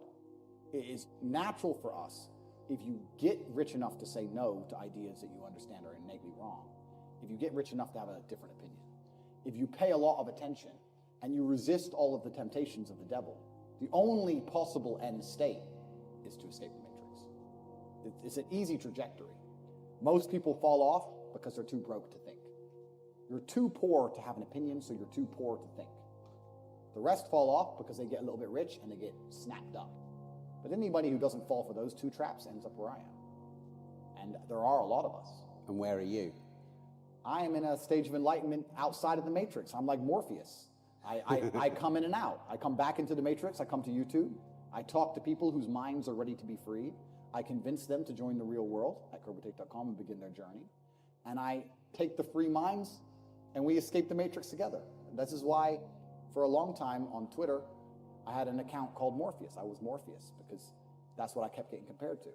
I come in and out trying to free the minds. And I hope I find Neo. I hope I find somebody who's even better at attacking the matrix than I am. All I'm trying to do is talk to the people who understand what I'm saying is right. When I say these things, there are going to be certain amounts of people who listen to this and think I'm crazy. He's crazy. And there's going to be people who listen to it and go, yes, finally I understand. Finally I know what to do. I've felt this for so long. I've looked around me and knew that this shouldn't be my life. I knew that they're lying to me. I didn't know what to do. Now he's told me what to do. Those are the ones I'm interested in. And they can join the real world. Inside of CobraTake.com, I'll see them there. Anybody who thinks I'm crazy, that's fine. I'm crazy. Don't worry about me. I'm a crazy misogynist. The news has never lied to anybody. Every war ever started, the reason the news told you, that's why it started. It's not like every single one's been a false flag since the beginning. Let's talk about money. One of my favorite subjects. Yeah. All right. You have a lot of sources of income. Yeah. Which source has made you the most money? What's made me the most money is the War Room. The War Room is a private members organization that I run. So when I first got when I got extremely wealthy, I wanted to know where I kind of felt like I'd gone to outer space expecting to see aliens, and I got there and there were none. No idea. I was like, where is everybody? Okay, I'm rich, but I expected once I became rich to meet other men who were rich, focused, intelligent, had their dating lives in order, their physical health in order, their finances in order, their connections in order. And I got to the top of the mountain. I looked around and realized nobody had it. Like, yeah, this guy's rich, but he's cucked by his wife and he's fat. This guy's rich, but he's controlled by the matrix. This guy's rich, but he's dummy. He just made a bunch of money making music, rap. He's an idiot. This guy's rich. Like, and there was nobody who had it all. Yeah. I was like, and I wanted a network of genuine predators. I wanted the Freemasons almost. I thought I didn't want to join their organizations. But You wanted people like you. I wanted people like me. So I started an organization to find those men. Yeah. So now we have 3,000 members all around the world. Wow. A lot of them are very, very wealthy. A lot of them aren't. We have people who join who are 18-year-old brokies with nothing. That's fine. They spent all their money on joining. That's fine, yeah. Because if you're prepared to listen and learn, then you're in the right place. If you spend all of your time sitting around people who talk about how to become powerful and influential and rich, guess what you're going to end up being? Powerful, influential, and rich. So now I have the greatest network on the face of the planet. And when I say it's maybe the most money, it's not because of the membership fee. The membership fee is very low. It's cheap. It's because of the opportunities and connections inside of the war room. And that's why I am ultra competitive, and that's why nobody will ever beat me. If you're an individual and you wake up and think, I want to make my life better, and you spend 8 hours reading a book, that's fine. When I wake up to maybe 25 messages from some of the most influential and rich people on the planet that you've never heard of, telling me, buy this now, this is an opportunity to make money on the Russian ruble, this is an opportunity to make money British here, pound, this is an opportunity to make money on this land, this is what's going down in Iraq, here we have an opportunity in Nairobi. And I'm sitting there going, okay, and I have got all this curated information and genuine opportunities in real time presented to me. And within 15 minutes, I've made a $5 million investment. You're on page 1. You're still reading your book. The introduction. You're still reading. You're still reading the introduction. And this is why, against people like me and my network and the other people inside the war room, you will always lose. Yeah. So the war room's maybe the most money, but not because of membership fees or anything like that, because of the genuine connections and opportunities inside the war room. And we're just free minds. Anybody who listens to what I say and agrees with it and likes it should understand that you are the sum of the 5 people you spend the most time with. 100%. And if you know 100%. That, then you need to make sure you're not spending time with anybody you don't want to be. So people who join the war room, they join and they want to become professional. They want to become absolutely utterly professional. And like I said, we have extremely seasoned and experienced and successful men, but we also have people joining saying with nothing, but they're humble enough to learn. I come here, I'm young, I don't have any money, or I'm old, I have a little bit of money, or whatever it is, but I am here to learn and absorb. I want to commit. I want to commit. And if you learn and absorb and you're in the right place, then you can do fantastically well. So the War Room, I mean, with the War Room Network now, I could never be broke ever again. It's impossible for me to ever go poor. I have access to billions of dollars I could loan from these men because I know they could trust me if they wanted to. I have a place I can sleep in 3,000 different locations around the world in big mansions. If I needed a Lambo, they'd send it to me. If I needed a visa for a country that you can't get a visa for, someone there will have a business to give me an LLC, to give me a visa via their business. If I need a jet, it comes. If I need information on anything, if I need to do a money transfer to Afghanistan, which if anyone's tried, they know how difficult that is. I've got a guy who fixes that. Are you good? It's all there. It's everything. So whenever I have any problem in my life, no matter what it is, I go to the War Room. And in fact, I'll prove the power of the War Room right now. I became the most Googled man on the planet. Yes. I hacked every single social media algorithm to a way which people are sitting there trying to work out how I did it, and they can't work out exactly how it's done. The War Room did that. I went to them and said, I've decided to go overt. As opposed to being underground, I want to go overt and break mainstream. And 4 months later, I was the most Googled man on the planet. The War Room did that. Of course. There's not many organizations on the planet that can do something like that. No, none. So when you have something that powerful, I created it because I wished it existed. That's what I was looking for when I got rich, and it didn't exist, so I created it myself. Yeah. And it's also, and I'll say this now, for any young man or any man who's serious about his journey or serious about himself, it's the most important place you can be. You're going to learn absolutely everything about the realities of Earth. Do not waste your time in some university. Do not waste your time reading books. Do not waste your time on YouTube watching some dork talk about Amazon FBA. Don't be an idiot. Join the War Room and you'll learn. And there's a spiritual journey involved as well. But every single person who joins the War Room ends up being an absolute consummate professional, and that's the most profitable enterprise. So the number one factor that's going to decide how successful you are as a person is your ability to absorb stress, your stress level. The better you are at dealing with stress, the more problems you can fix, the more money you're going to make. So you have to decide where on that scale, because you could just be homeless and have no stress. You could be a brokey and be on the dole and just, I'm broke, but nothing really troubles me. So you have to decide on that level where you want, how much stress you can possibly absorb as a man. And then if you truly want that level, you're going to get it. I believe any man can make anything they want, depending. Any one of you here, I have no idea how much money you're making, but if you were to say, you know what, I'm throwing away my relationship, I'm throwing away my social life, I'm going ham, I'm going nuts. Oh, I don't care what they do to me. I'm gonna go and I'm gonna make it. You'd make a bunch of money, but there's a bunch of garbage that comes with it. So you have to decide, right? So I think it's a conscious decision. Anybody can be as rich as they want to be. That's the true thing about it. And you don't think there's a level of intellect that's needed there? So then we talk about the three things that hold people back. I believe there's only three reasons people are not rich. One of three reasons. They're either stupid, arrogant, or lazy. Stupid is actually the smallest category. People think, oh, you know, there's a lot of stupid people. There are, but I know a lot of stupid people with a lot of money, right? There's so much money in the world. To be too stupid to generate money, I think is less than 5% of the population who are genuinely too dumb to ever make a good wage. Then you have arrogant and lazy, and these are the two most common. Lazy because people just, oh, you know, but I need time to myself. Oh, you know, but it's the evening. Or, you know, it's hyper competitive. There are people who do not need times to themselves. There's an Indian in Islam, or there's a guy in Islamabad who will do your job online for $3 an hour and he doesn't sleep. You're gonna lose, right? So if you're gonna be lazy in any regard, you have to understand there are people like me who are billionaires who work 18 hours a day. When I finish this, I get into my car and I open my laptop and I work on my way to my next appointment. And then I'm gonna work all night till the day I go. When I go to sleep, I close my laptop and I'm asleep a minute later. I work. That's all I do. So when you're on your yacht, do you class that as work? Because I think a lot of people think work has to be in an office, sitting down on a computer. Well, for me it is, because we have a film crew and we're filming and it's all being documented and I'm doing my normal job at the same time. And then this is work as well. Absolutely. So this is just my job. So lazy is a big problem because people go, oh, but I just want to relax. If you just want to relax, that's fine. But you're competing against people who just don't want to relax and you're going to lose. And the last, and I'd say that's around, a lot of people have that element to them. A lot of people are lazy. That's about 50% of people. But the main reason people are not rich is because they are arrogant. 50% of people are brutally arrogant. And I'll give you an example. I have a school where I teach people how to make money online. It's called The Real World. It was called Hustlers University. It's now called The Real World. TheRealWorld.ai. You can see it at CobraTake.com. I sit here as a billionaire and I sit and say, I will teach you how to make money online. Anybody, 18 modern wealth creation methods. It's $49 a month and I will teach you. And people will sit there in their brutal arrogance and as a brokey with no money and go, yeah, but can he really teach me?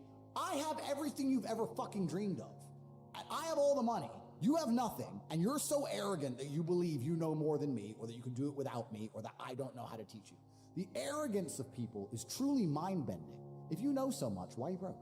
You obviously don't know. If I want to learn how to box, I wouldn't walk into a boxing gym, find a guy who can box, and go, yeah, you know, not bad, but can he really punch? Like, this is how people think when it comes to money. You guys are all successful enough. You can sit there and say, look, I do X, Y, Z. I have X, Y, Z. You don't have it. So do you want to learn how to play piano from the piano teacher, or do you want to sit there as an arrogant brokey? Most people are brutally arrogant. And you can sit there and you can try and help them, and they're just so arrogant. They think, oh, I can do it myself, or I'll work it out myself. I don't need help. And it's arrogance, and it keeps them at the bottom. Everything great that's happened to me in my life, someone taught me. I had a kickboxing coach. My dad was my chess coach. You get taught things. To sit there and think you're too good to learn, well, this is the problem. Most people are broke. Most people are broke because they're arrogant, bro. It's the truth. It's nothing to do with how stupid they are. They're just arrogant people. Cloud comes, it rains, it falls down to the ground, it goes under the ground, whatever, goes into a stream, it moves into the stream, goes to the ocean, evaporates again up to a cloud, floats somewhere else, falls down again. It's always moving. That's how money is. People think that money is in these large, stagnant pools hidden in people's bank accounts. That's not really true. Money is constantly moving all the time. And if you can find a way to get in between it and stand in the right place at the right time, you're going to get wet. That's absolutely not true. That's awesome analogy. But it's true. I'm going to steal it, by the way. You can. It's no problem. It's true. And a lot of people have done that, right? I mean, even the little example I was talking about earlier. If anybody with a brain didn't invest in pharmaceutical companies at the beginning of COVID, I mean, you didn't buy stock in Abbott at the beginning of COVID, don't know why. If you didn't invest in the arms companies at the beginning of this forever war, I don't know why. Like, it's easy. Where's the money going? To Ukraine to buy guns. So what am I going to do? I'm going to buy stock in Raytheon. It's not complicated stuff. It goes into also, we'll talk about network and how important that is. But it's interesting you say about being in the room where people are talking about property deals. I say the same thing. I say this to people. I say, if you're in a room full of ice cream experts, and all they talk about is ice cream, how to make ice cream, their favorite flavor, the best way to store it, how much it costs to produce, how to transport it, and that's all they talk about is ice cream. Even if you have no interest in ice cream, over a long enough period of time, you're going to end up knowing stuff about ice cream. You're going to end up knowing shit. You're like, that's double chocolate this, it costs this much, and this is how they moved it. You're going to know things about ice cream. If you're in a room full of people who only talk about money, then you're going to end up knowing about money. It's exactly the same thing. And net worth is net worth. Everyone understands this. And people also understand that they're likely to become the sum of the 5 people they spend the most time with. Yeah. But then they hang around with losers. It just blows my mind. It's like, I'm a busy man. Like, I don't have time. All these opportunities I've given a little away. I've told a little bit about domain names, a little bit about the Russian ruble, a little bit about stocks, etc. I'm very busy myself, but my network, I have hundreds of people who I talk to all doing this shit. Hey, Tate, have you seen this? Boom. And I'll throw him something, he'll throw me something. That's my ecosystem. That's who I talk to. Those are my friends. We don't talk about Rihanna. We don't talk about football. We don't talk about Love Island. We don't talk about anything other than money. Yeah. How are we not going to make hundreds of millions of dollars? How are we not going to? How am I not going to have money? Like, that's all we talk about. That's all we do. So I say this to people and I say, when's the last time, we talked about the coffee shop example. I say this to people all the time. When's the last time you sat and talked about money? What do you mean? When's the last time you sat down with someone and talked about money? Well, what do you mean talk about money? Well, if you don't know what to talk about, then you don't understand money. So go learn how money works. Go learn how a bank works. Go sit on YouTube for free. You don't just pay 50 grand in 4 years at university. Go sit on YouTube and understand money, banking, or the real estate market, any of it. Understand the last housing price crash, why it happened. Understand mortgage rates and how that's affected by interest rates. Understand it, and then go sit with someone else who understands it and talk about it. Oh, yeah, I should do that. Yeah. Back to TV. Dumbasses. So, like, I don't want to be a negative person, because I'm not. But to a degree, I think the universe is very giving. And I've yet to experience in my 36 years a man or a woman who genuinely tries their very best and genuinely dedicates himself to something and is genuinely motivated to make sure they're the best version of themselves, who doesn't get what they want. Yeah. I've never seen it. I've never seen someone go, I spend all of my time doing what I'm supposed to do. I do not waste any of my time. I dedicate myself. I'm good to people. I'm honest. I'm hardworking. I'm there on time every time I've got a meeting. I've got a firm handshake. I don't snake anybody. God likes me. I work hard. I'm not an evil person, and I work really, really hard. Who doesn't have everything they want? So, everyone can have anything they want. I really believe the universe will give anyone anything they want if they actually. There's a lot of people who talk about passive income, and we'll talk about passive income because I think that's the biggest scam on the planet. The idea of passive income in and of itself is a lie. You're the first person on the podcast to say that. Bro, yeah, no, like everyone goes, oh, I want passive income. Well, of course you do. Everyone wants passive income, but tell me how you're going to get it, because having tenants is not passive income. Ask anybody who has tenants. It's fucking headache, right? Yeah. If I have a house XYZ, I got to make sure it's looked after, not broken into, the electricity's on, it's cleaned. I got to get someone on the ground. My assistant's got to deal with it. Now it's just got to be something to deal with. And once I got a bunch of money, what I really wanted more than anything was freedom. There's a bunch of these real high-level crypto guys, like the guys who invented Ethereum and all that, the autistic guys. They don't own anything. And I kind of get that. I'm at the point now where they have a backpack of their possessions, and if they want a house, they rent it. They want a Lambo, they rent it. If I need to go somewhere, rent. I don't own anything. I don't have any hassle. Nothing's in my name. No government can take anything from me. You get to a point of wealth where you kind of start thinking, do I want to have all this crap now I got to deal with?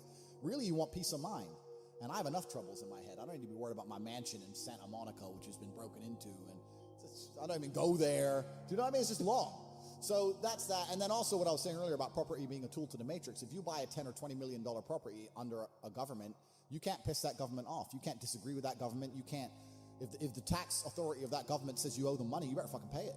Or you're gonna lose a house, right? Yeah. If they say you better take an injection in your arm for the good of society, you better take your vaccine. You better put your mask on. You can't even get a parking ticket, my G. Listen, if I'm in England right now, I don't own any assets in England, right? And I pull up in the DBS. Have you ever seen James Bond look for parking? Me neither. No, fuck no. He parks up and gets out. That's what I do. Park up, boom, get out. I don't look for parking. They put a ticket on the DBS. Let's say I decide not to pay that, right? What are they going to do? I don't have any assets in the UK. They're going to make a bunch of letters, send it to a bailiff. Bailiff's going to drive around the UK. I don't even live here. Boom, it's over, right?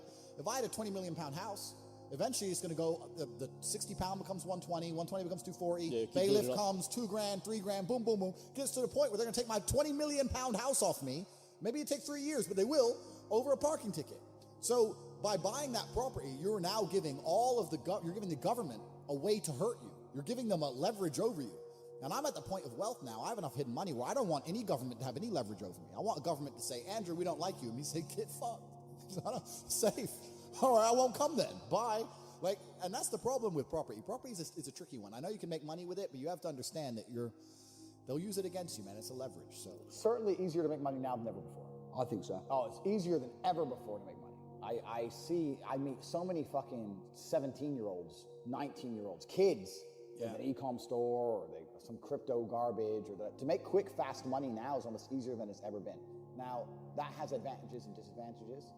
I was talking to a young guy the other day, and he was 22, I think, and he caught a crypto pump. He made like $4 million in the last bull run, and now all the coins have gone down, whatever. He sold some. He has like $1.5 million. It's like, oh yeah, so I'm waiting for the next pump. I was like, bro, the problem with you is you've now been ruined for life because you're 22, you made easy money, and you think that you don't have to ever do any serious work. You also have no skill. Problem is with the crypto pump, it doesn't teach you anything. You didn't learn sales, marketing, staff management, stress tolerance. You need that. Nothing. He doesn't know how to do anything. So he's just sitting there just gambling on shit coins, waiting for the next one to pump. And he's 22, and his ass is never going to want to get a real job, and he doesn't have any skills. So I think he's in a lot of trouble, truthfully. I made this clear to him. So it can be a detrimental thing. It can be a bad thing. But in terms of making money, it's certainly easier than it's ever been because we live in a global marketplace now. You can reach the world, and all you have to do is have a message worth making people listen to. The hard part about making money today is that we live in an attention economy. You have to garner attention from people. It's difficult, right? Because anyone can start a YouTube channel, but it's getting the views that's hard, right? So you have to be talented enough and skillful enough to garner attention. But if you can garner attention, then you can make money. I think that's the new modern way to view the world. It's an attention economy. It doesn't matter what you do. If you're getting attention, you'll make money from it. Yeah. And I think that's what's happening on this. You can have anything you want. Universe is super giving. You want a fucking Ferrari, you can have it. You want that bitch, you can have her. You can have anything you want on the planet. There's not a girl I look at that I want that I can't have. Not one. That's my reality. There's not a car I can't have. There's not a house I can't buy. If I want to go to a yacht, if I want to go to Antarctica, there's nothing I can't have. Bam. Because I've decided to become this man. It's the same for absolutely every single one of you at home. If you want it, you can have it. If you're sitting there saying, oh, but I tried my best and I still didn't get it, you're lying. You didn't try your best. That is a fucking lie. The universe gives it to everybody who genuinely tries. And I know that to be a fact because this world's competitive. We're all competing against each other. And the majority of people don't try. Like I've achieved this amazing life and I've tried very, very hard. But it could have been harder. I mean, was it that hard? About 86% hard. It wasn't 100% hard. Why? Because the competition's zero. Everyone is a fucking loser. It's amazing to me. Everyone's a loser. I can say to somebody, listen, I'll make you a millionaire. Do this. Oh yeah, but the kids are home from school now. That's it. They're done. And then they'll sit and go, well, I really wish I had some money. You are a loser. I will sit here on this podcast. People will listen to me for hours. And I will say, listen, I have hundreds of millions of dollars, and I will teach you how to make money. Corporatetape.com, I have a school, university, designed specifically to teach you how to make money. I clearly know how to make money. You clearly like what I say. You obviously believe I'm intelligent and integral, and I won't lie to you. And still, a whole bunch of people will sit there and go, yeah, anyway, next video. And then they'll say, can't afford a Ferrari, and wonder why. Like, they'll be confused in their minds how they didn't end up getting what they want. Because you're a fucking loser. That's why. And the majority of people are losers. And this goes back to why, when we were saying earlier, how I know the elites view us. Because I'm from a council estate in Luton, a single parent household. And I've only been rich 10 years or so. And I despise losers. So imagine you're a billionaire born into a family, a lineage which has controlled Earth for hundreds of years. Imagine how much they despise us. You think they give a fuck about putting a bullet in me? You think they're gonna have any sleep at night missed? You think they give a solitary fuck about you missing your fucking parents' funeral because of the common cold? They don't give a solitary shit. Why would they? Because I already know how I feel when I listen to losers complain. Because this is what happens at a certain level of competence and power. You just get to a point where you're like, I'm tired of hearing your fucking excuses. That's bullshit. And you become, to a degree, cold and psychopathic. It's true. That's what happens. And I get it all the time. I get thousands of emails a day. Everyone I grew up with, people I know, I get it all the time. They'll message me, hey man, just unlucky. You are not unlucky. You are a lazy fucking loser. You are not unlucky. You're breathing. You're lucky. The unlucky ones are gone. You're alive, and you are a lazy loser. So a loser is anybody who does not have everything they want at the drop of a hat. That's who I call a loser, because I have absolutely everything I could ever possibly desire. And if I wanted something that I couldn't have, I guarantee you we could speak again in a few months and I fucking have it. I guarantee you. Because if I want something and I can't have it, I can't sleep. When I was broke, I couldn't sleep. I don't know how there's broke people out here sleeping just fine at night. Going, oh, you know, inflation's 20%, gas prices are 6 times, everything on the news is a lie, I never stand a chance of ever getting rich, where's my pillow? Like, what the fuck is wrong with you people? I go to bed at night as a teenager and think, I looked it up on the internet. It was a Honda Civic Type R. I wanted one. It was like 38,000 pounds. I had no money. I had less than 50 pounds in my bank account. Couldn't afford it. Then I looked up how much a Ferrari cost. 210,000 pounds. And I said to Tristan, my brother, I was like, there are people with 210,000 pounds for a car. And he's like, yes, so? I'm like, no, so. How? If I worked my job for 6 years and saved every penny, if I walked to work and didn't eat, I couldn't buy this car. How are people doing this? I couldn't sleep at night when I was broke. I knew that everything was a lie. I knew the Matrix was lying to me. I knew I had to find a way out. I was sitting there going, I refuse to live my human years and be some second-class citizen peasant when there's people out here who get to do whatever the fuck they want. I couldn't tolerate it, and I was so uncomfortable that it gave me the motivation I needed to escape. But the people who go, oh yeah, nice Ferrari, yeah. Back to the TV. Dummies, losers. And the thing about the world is, we need losers. I'm not mad at losers. If that's the reality you've chosen to live, you get one spin in this version of life, and you decided you want to be a loser, that's fantastic, because my cars need cleaning, you know, my hotel room needs cleaning, I have a party with all these beautiful women that's a bit of a mess. Please, go pick it up. Somebody needs to do that shit. I ain't gonna fucking do it. If I had to walk into a hotel room and clean up after some other man's party, I guarantee you I'd do whatever it fucking took to become rich so I didn't have to do that shit. But you wanna do that for 20 years? Thanks, friend. Someone's gotta flip the fucking burgers. Someone has to make the fries. I want a Happy Meal now and again. But I don't feel sorry for you people, because you fucking deserve it, because it's a decision you made. You made that decision. If you're sitting at home and you say, I don't want to be a loser, you know what to do. I told you how to escape the Matrix. CobraTate.com. You can join. I'll teach you. But if you're going to sit there and go, nah, maybe this guy with hundreds of millions of dollars is trying to scam me out of 25 pounds. All right, smart ass. Have fun at McDonald's. Get fucked. I have no sympathy for these people. Zero. Do you have a little bit of a system you can share on how to make money? I know we've got CobraTate.com. We'll keep shouting it out. But any tips for someone who's ready, but they don't yet know the how? Completely. So we teach it inside of the real world, of course. I keep mentioning it because it's so important. But there are 3 keys, I believe, to making money. The word of the day. First one's perspicacity. Most people go through life and they do not pay attention. I've said this before and I want to stick by it because it's so important. You need to pay attention to every single time you spend money, because you cannot make money. You're not the Federal Reserve, you're not a government. Governments make money. All of us take money from somebody else or a business or a government. We take money from other things. So the easiest way to learn how to get good at taking money is to pay attention to every time someone takes money from you. So next time you buy a coffee, don't just buy the coffee and drink it and think nothing of it like every brokey. Don't do that. Say, okay, why am I buying this coffee? Okay, I want a coffee. All right. Why am I buying here? Well, this is on my way to work. Is there any competition around? Do I also want breakfast? Do they sell breakfast? No, they don't sell breakfast. They could probably make some more money if they're selling breakfast.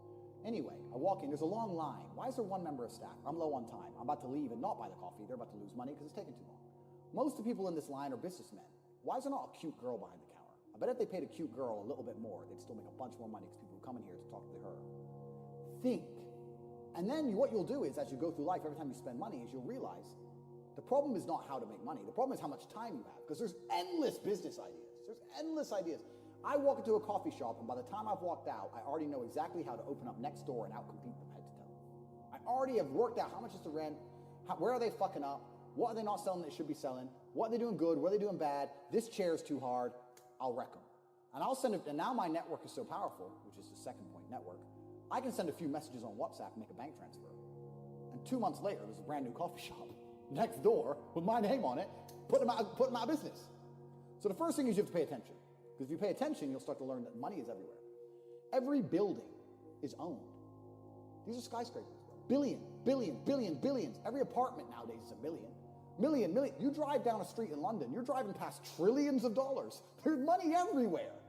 It's all around us. When I was broke, I thought that the world was broke. I thought that there was no money. And then I got rich and realized that I was completely and utterly wrong. There's so much money. It's everywhere. If I go to try and buy a plane or a jet, they're always sold out. My yacht is a fucking 6-year waiting list. I want a Bugatti, they launch it, the email comes to my email address, 2 minutes later, gone. Like, there's so much money. If I want a diamond watch, or a $1 million watch, or $1 million Rolex, you can't get this stuff. There is so much money out there. Once you get to a certain echelon, you realize there's money fucking everywhere. So there's plenty of money in the world. People with no money are just not very good at taking it. So you need to start paying attention. It's the first thing. Second thing is network. It's hard to make money if you don't know anybody who has money. If you sit in a room full of ice cream experts and all they talk about is ice cream, how to make ice cream, the different flavors, how to store it, how to move it, how to sell it, even by accident, if you hang around with these people long enough, when someone asks you a question about ice cream, guess what you're gonna know the answer. You're gonna say, you know what? That's because it's pistachio, and that needs to be 2 degrees higher than chocolate. And you're gonna look like a smart ass. So if you sit in a room full of people who are making a bunch of money, everyone understands this. Your network is your net worth. You're the sum of the 5 people you spend the most time with.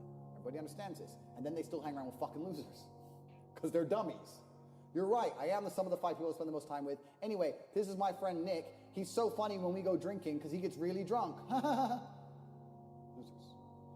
I don't talk to anybody who is not winning. Every phone call I will answer, if I answer a phone call, is from a winner. I don't talk to losers. Everyone I talk to is rich. Everyone I talk to is making money. Everybody. If my entire reality is full of multimillionaires making money, how am I not going to make money? And this is why network is so important, is because it's the same reason that wolves hunt in packs. If you're a lone animal, you have one set of eyes. But if you're a pack, you're watching every single angle, every single side. Perhaps I might miss something. I'm as perspicacious as possible.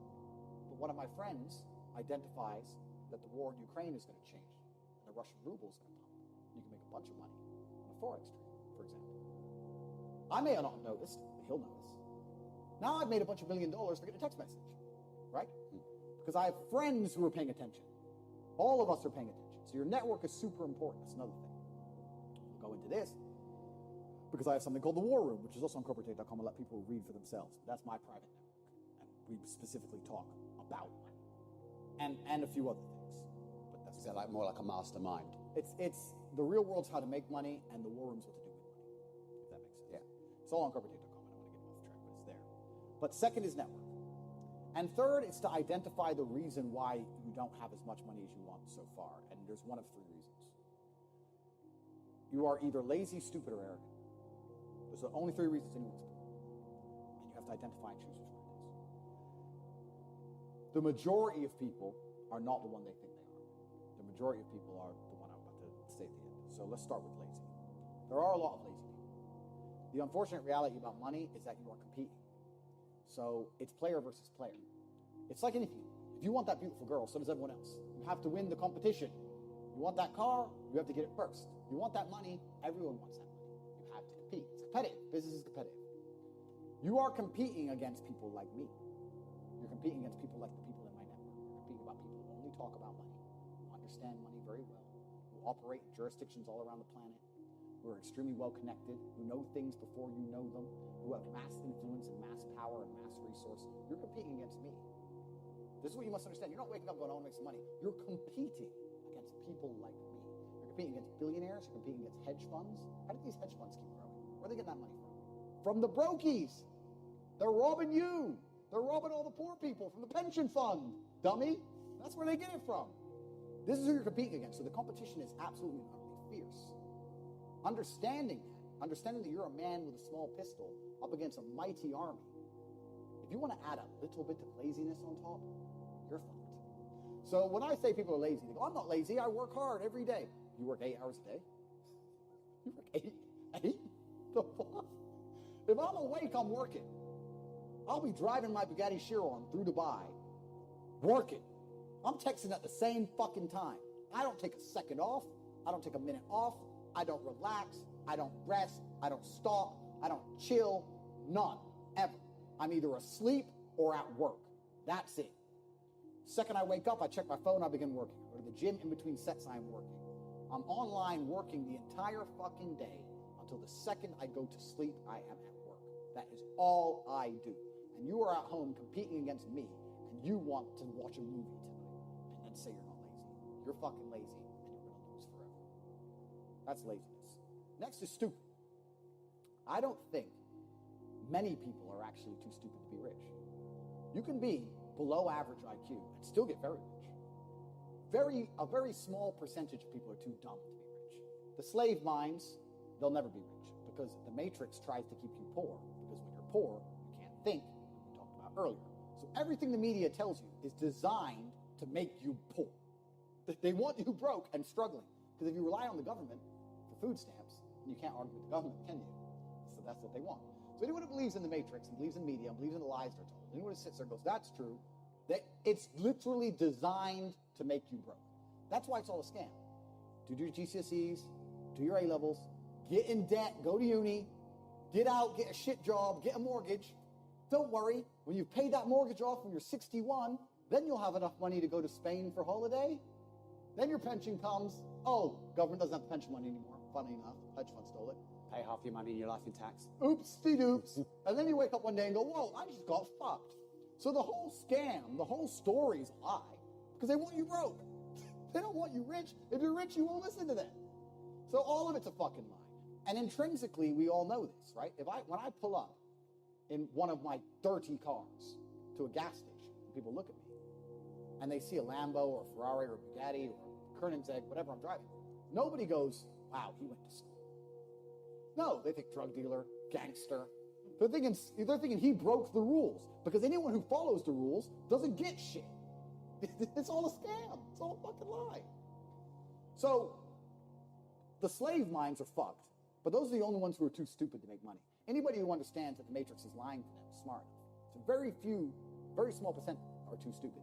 Inside of our school, at the height of it, before the matrix attack, we're relaunching now, we had 175,000 students. Wow. When we had 175,000 students, maybe 2,000 kicked out for being too stupid. It's step by step. Do this, do that, do this, and don't be lazy.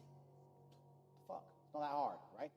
So stupid's not the problem. So we have people who are lazy, very few are stupid, but the majority, the main reason most people are broke is because they are arrogant. I will sit here and say all the things I've said. I will do this, take time out of my life for free. Somebody at home will watch and digest it for free. They will agree with the things that are being said, or at least be entertained enough to continue to watch. And then I'll say, I'll teach you how to make money online. CobraTape.com, you can join the room. And they'll sit there and go, I'll do it myself. They're arrogant. They have these egos from fuck knows where, because they didn't earn it. And they're just too arrogant to listen to anybody. I became world champion by listening to my coach. I didn't become world champion by walking in and saying, I'll do it myself. That's not how you get anywhere in life. You have to listen. If Mike Tyson were to walk in, or if Elon Musk were to walk in here and talk to me about money, I wouldn't be sitting there going, I can do that.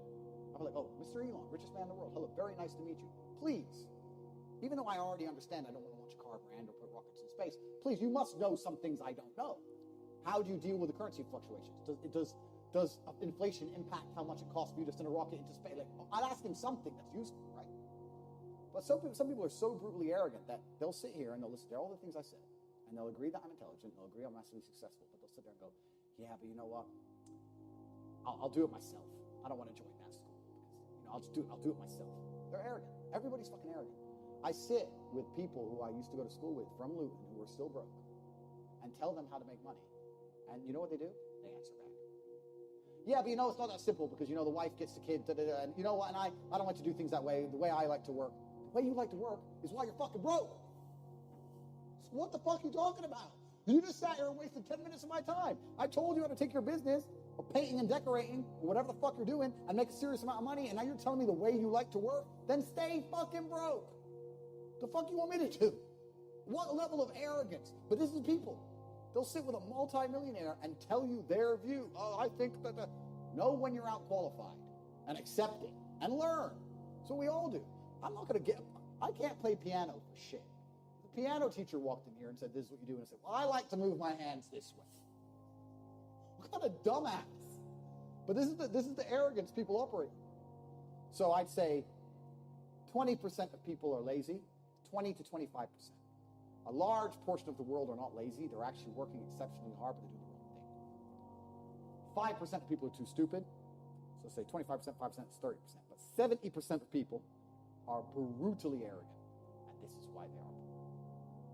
That's the truth. I still very much understood. Any business I'm going to launch from now on out, I need to find a way to get attention.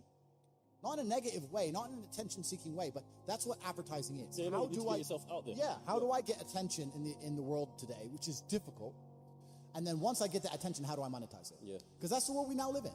Rihanna, when she launches a makeup brand, no one buys it because of the makeup. They buy it because it's Rihanna. She has attention, and she can monetize it any way she chooses. Rihanna can launch a fucking clothing brand, makeup, sofas. Who cares? It's Rihanna. Yeah. She's going to sell, right? So that proves that we now live in an economy, we live in a world where the most valuable currency, the most valuable thing that exists is attention. It's extremely difficult to get because people's attention spans are lower than ever. Yep. Bro, they're non-existent. Have you ever watched someone on TikTok? Next time someone's on TikTok, watch them. Because I don't have a TikTok account myself, but I see people on it. How long do they give a video to interest them? Maybe a third of a second? They're like, not interested enough, move on. Bro, that quick. If you don't get my attention in 0.25 seconds, I'm not interested, right? That's how hard it is now. So, and it's getting harder and harder because the apps and the algorithms are retraining our brains to do that. Yeah. So now we live in a world where if you can find a way to hack these algorithms and you can find a way to get attention, and there's lots of different ways to do that, then you can find a way to monetize it, and off the back of that, you can become a very, very wealthy individual. So do you think money is power? I think money is related to power, but in and of itself, it's not the only thing that makes somebody powerful, no. But just on the checks, and I'll answer that in more detail in a second, but on the checks and balances question, if the ocean doesn't reach a point of equal and opposite force, it will just engulf the entire planet, right? There has to be an equal and opposite force at some point. I'm not talking about freeing every single person from the matrix. I'm talking about freeing enough people who are ready to understand how the world really works so that there's an equal and opposite force to the tirade of bullshit, the absolute clown world bullshit they're trying to push on all of us. If nobody stands up to it, we're going to end up just fucking swallowing.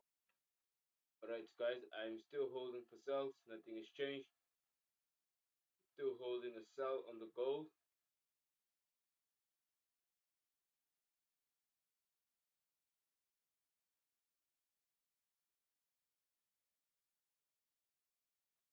Alright guys, we are still holding cells on the gold.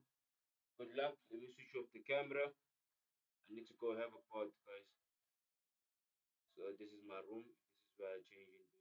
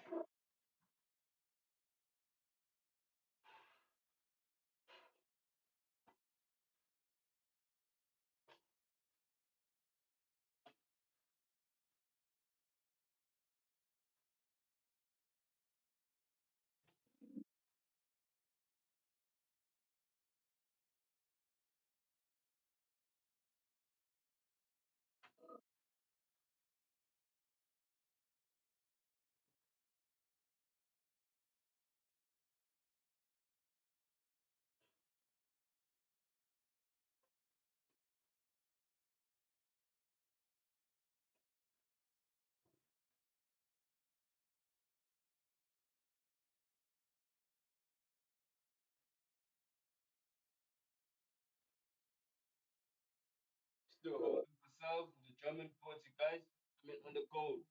Not the German 40 guys, I'm sorry guys. It's the gold, trading gold, trading gold.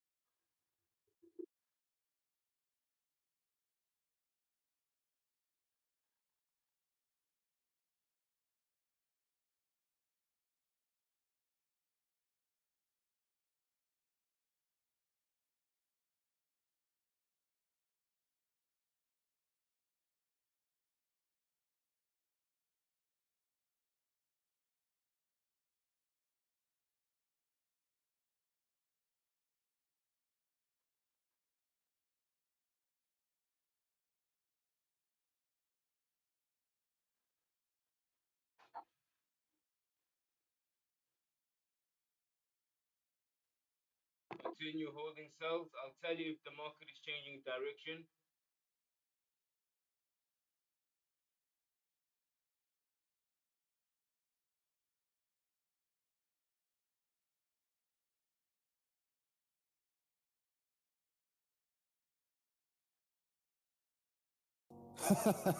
Why do you think she left you?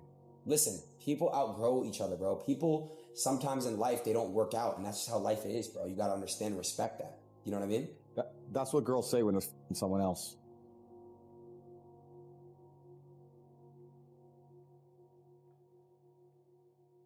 If you're a man who has their heart broken, a lot of them are so stupid that they may revert to the mindset that you've said. They may say, I don't want to have my heart broken again, but they haven't sat there and said, why did this happen?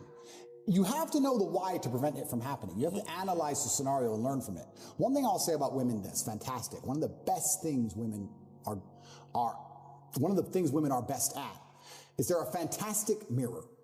Women are a reflection. If you have any weakness inside of you, or if you have any downfalls as a person, a woman's going to show you who they are. If you're too emotional, if you're too easy to get angry, she'll teach you that. She'll teach you that you can get angry too fast. Piss her off. If you're small, she'll tell you. She'll tell you exactly what is wrong with you when she is mad. She'll sit there and say, you got a short leg and your haircut shit. Get a new haircut. I hate your ugly ass. They'll tell you exactly what is wrong with you. When you look at your bad or your previous relationships with women that went wrong, you can sit there and go, okay, this all went wrong. What has she taught me? She taught me that I'm emotionally affectable. She taught me that if she ignores me, she gets more attention than if she's nice to me. She taught me, you have to sit there and analyze all the lessons and you have to implement them. It's the same with absolutely everything. But women are a fantastic mirror. A lot of these guys who resort to that are men who don't have the self-reflection to sit and say, okay, why did this happen? As a man, you have to be accountable for absolutely everything. Every single thing that happens is your fault. I didn't go to jail because of Romania. When I was in jail, it was my fault. Even though I don't believe it was just, even though I do not believe it was fair, even though I know I am innocent, it is my fault because I didn't have to become so influential. I did it. But it's also my fault when I'm on the jet and living my perfect life. I did that. I did the good. I did the bad. You made her leave you. You did. Whether you like it or not, you are the reason she became so cold. You are the reason she doesn't listen anymore. You are the reason she's so arrogant all 100%. Of a sudden. You are. You may not have identified why yet, but if you identify why, then you get into your next relationship healed and understanding what you did wrong and learn from it. That's what you have to do. But most of these men don't want the self-accountability. I love that. And they want to blame the women. You have to blame yourself. I know exactly now how to keep a woman happy. So I ain't got nothing to worry about. I've learned my lessons. I know exactly how to keep a woman happy. I know when to set a boundary, when to be nice. I know exactly what to do because I've self-analyzed. A lot of these red pill guys, they want to do exactly like you said, just run around and just chicks because they've never looked in the mirror and go, why do these chicks not want to just love me? Why am I a fuck up? You're not perfect. God is...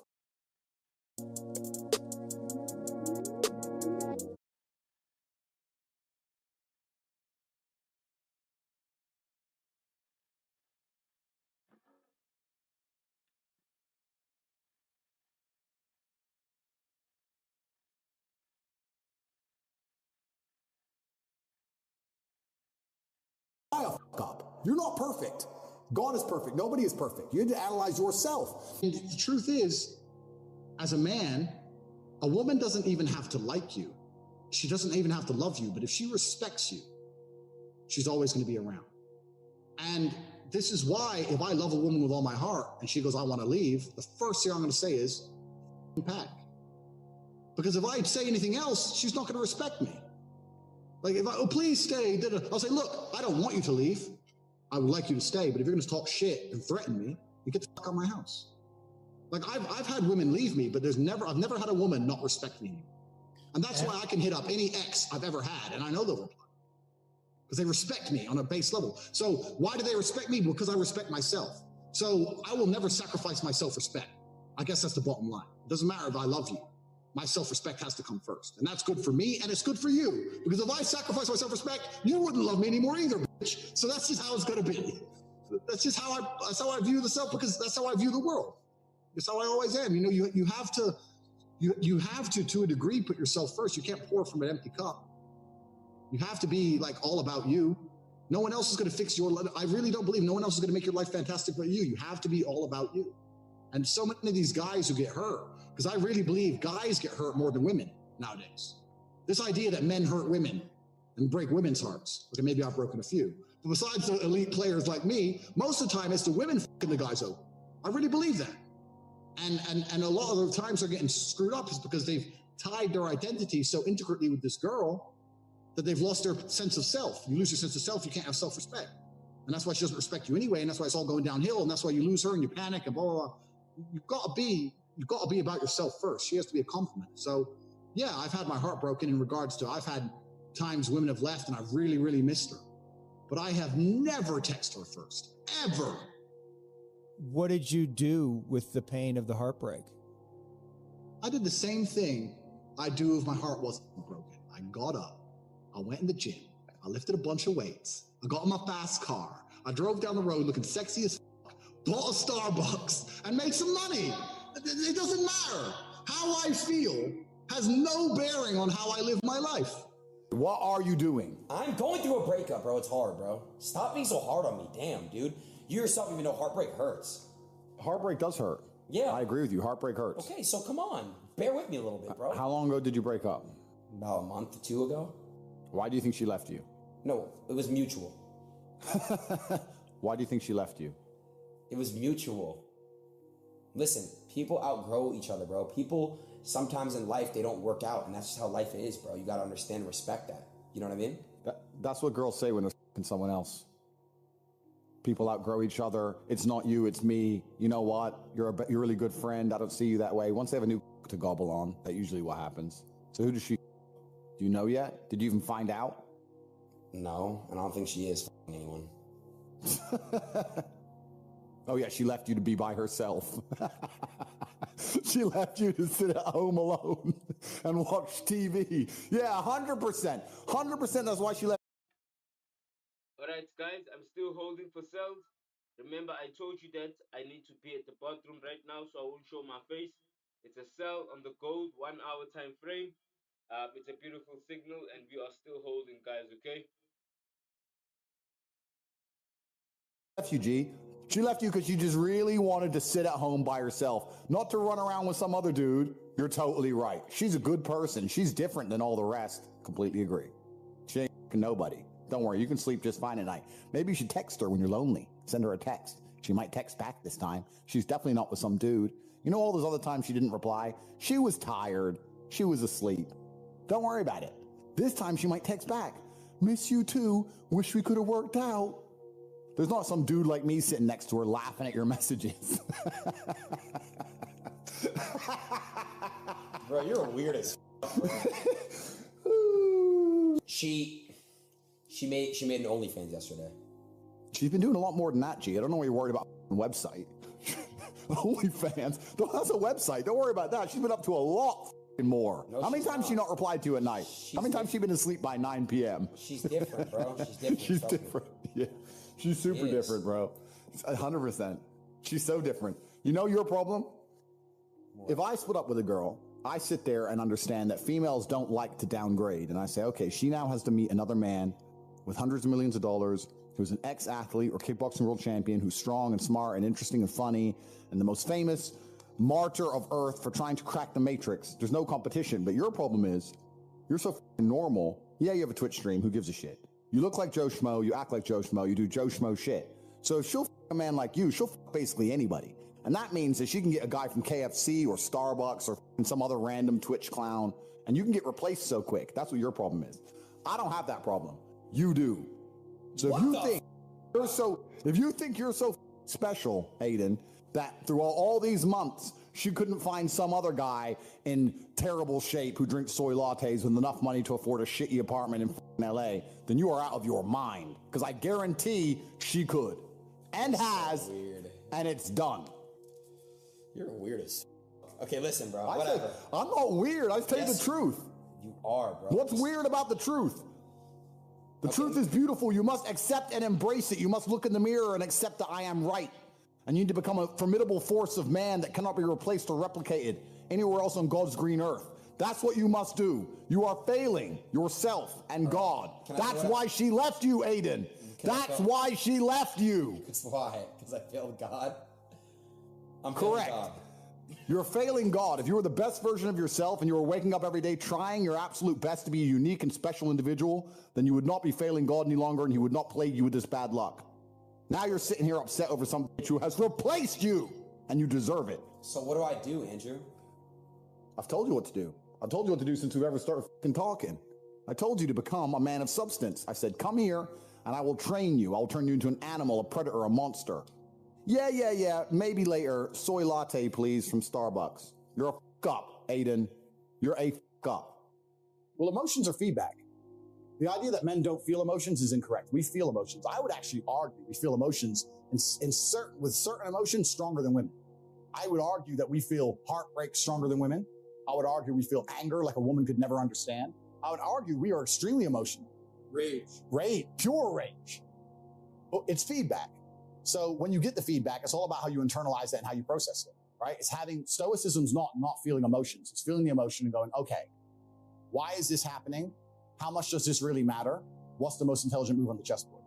Chess is a fantastic game because in the game of chess, there's no luck. If you lose, no matter how well you played, if you lose, at some point you made a mistake. Even if it's the most minor mistake, you made a mistake. So you learn to understand that no matter what happens to you, if you lose a scenario, you made a mistake. Maybe it's a tiny one. Maybe it was 2 years ago, whatever, but you made a mistake and you learn absolute and utter accountability for yourself. And that mentality is extremely powerful to apply to all things in life. The position I'm in now as the most hated man in the world, although I agree and I truly believe it's unfair, I still take complete responsibility for. I'm not going to sit here and say, I'm telling you why it happened when I talk about TikTok and YouTube shorts, but I'm not going to blame them. Absolutely. They're a company making money and they're monetizing the best they can. Fantastic. All of this is my fault. But the Bugatti on my drive is my fault. And the yacht is my fault. The private jet's my fault.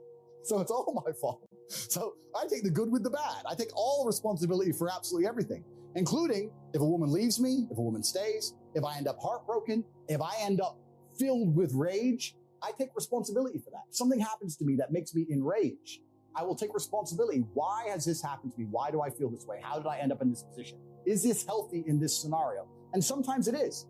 I've had scenarios in my life where I was prepared to die to protect somebody else, and I was enraged and it was healthy. I've also had times where I'm in a room by myself, enraged, sitting there going, this is no good for anybody. I need to just calm the f down. So emotions are feedback, but stoicism is the ability to process them. And that's what you need to learn as a man. You're never going to be able to turn them off. You're going to feel them. You have to learn how to process them and turn them into a positive. It's energy. It's unlimited energy. Energy cannot be destroyed. It can only be converted from one form to another. And you have to look at that and understand that the sadness inside of you is energy. You can't destroy it, but you can convert it into something else which is constructive. And you just have to suck it up, buttercup, and get over it. Yeah. And there's no other way to do it. And obviously having an abundance of women makes that easier. But I wouldn't even put it that way. I'd say if you were with a woman and you lost her and you're now lonely and she's going to be moving on and you're absolutely utterly heartbroken and you're destroyed inside, I understand how difficult that is. But now you have genuine sadness inside of you, which is unlimited motivation for you to become a fucking beast, become an animal. And by the time you're finished becoming an animal, you won't care anymore. So if you really want to cure yourself, you can just say, I'm going to get a 6-pack and I'm going to get bigger arms. And by the time my arms are this size and I have a 6-pack, then I'm going to think about that bitch. And you'll realize that you don't give a shit about her anymore. That's just the way the world works. I'm saying that it's a very dangerous battlefield now. When you were saying, I feel sorry for the young people, so do I. It's hard now. Imagine being 15 with social medias and these kind of things. It's nuts. Imagine being a 19-year-old boy now. Every 19-year-old girl you're in love with is on Instagram dating 40-year-old billionaires. It's crazy. And I'm saying that a lot of the men, who are the most heartbroken, who are most upset, people underestimate how important the relationship between a man and a woman is in the masculine life. I can tell you right now, you can give a man everything, but if he's arguing with his chick, his head's it doesn't matter. It's so important. And I'm saying the best chance you have to negate these things is experience with women. You need a degree of experience as a man. Women innately want it. You see a woman who's unhappy with her boyfriend because he's simping or he's acting stupid or he always just chases me around. Women will tell you themselves, he's boring, It's true. You need to get to the point where you have enough abundance and you've been about the game long enough that you can say, that's a shit test, she's playing games, goodbye. You have to. And I'm saying the only way you can do that is with experience and abundance. So as a man, you need to do your thing, get to a point where you meet the one and settle down. But to sit and say that that period where you do your thing isn't necessary. I completely disagree with that. I think you're gonna end up wrecked if you don't do it. In the modern world, with Instagram, with this, with everyone after his chick, when he's Joe Schmo and fucking I'm messaging her, it's over. And I'm saying the best advice you can give the guy is when he gets his heart broken and he's truly destroyed is you need to become a man that women don't leave. So you got to get in the gym, and you got to get more important, and you got to get more women, and you just got to become that guy. There's no other way to do it. Yeah. I say this all the time. I say that the biggest periods of transformation in my life is when everything was going wrong.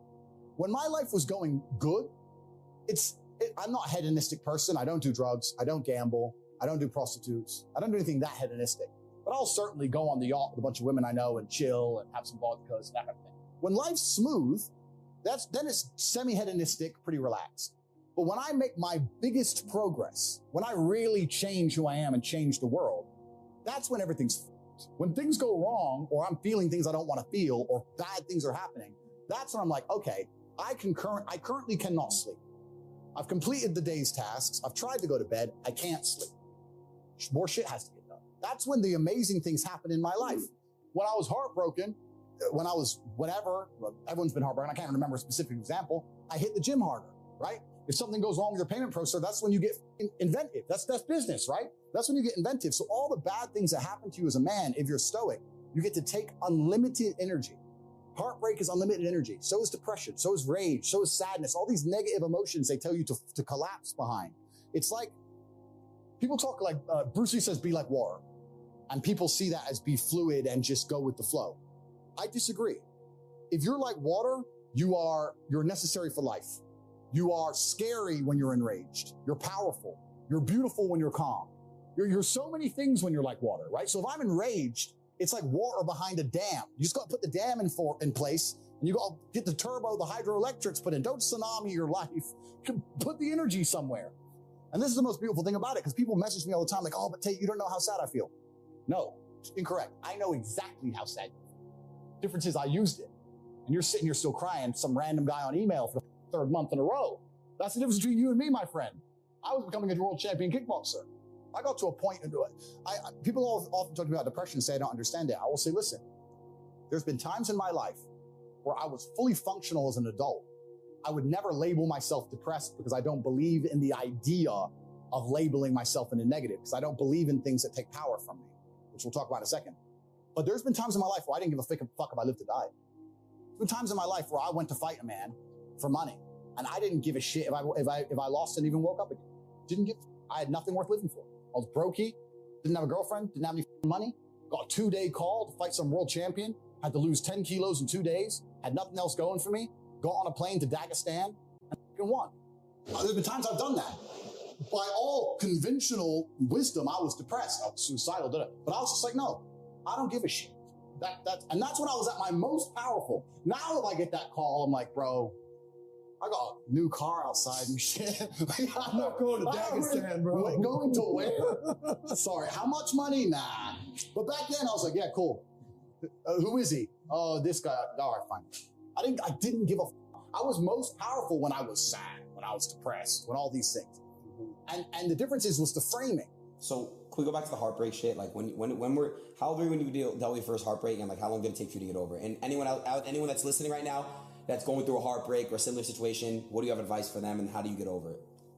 It's actually very interesting, the masculine experience, because I like to believe that most men on the planet have lived a semi-similar timeline.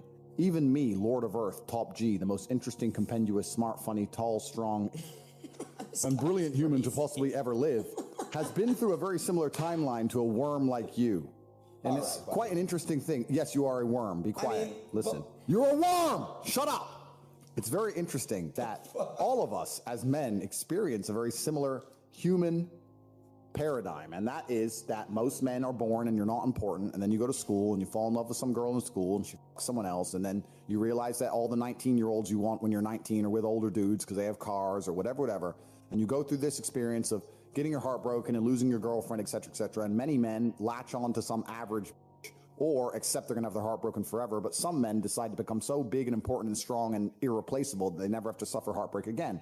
Because every man deals with heartbreak and deals with sadness, but how you use that energy is the differentiator between humans, right?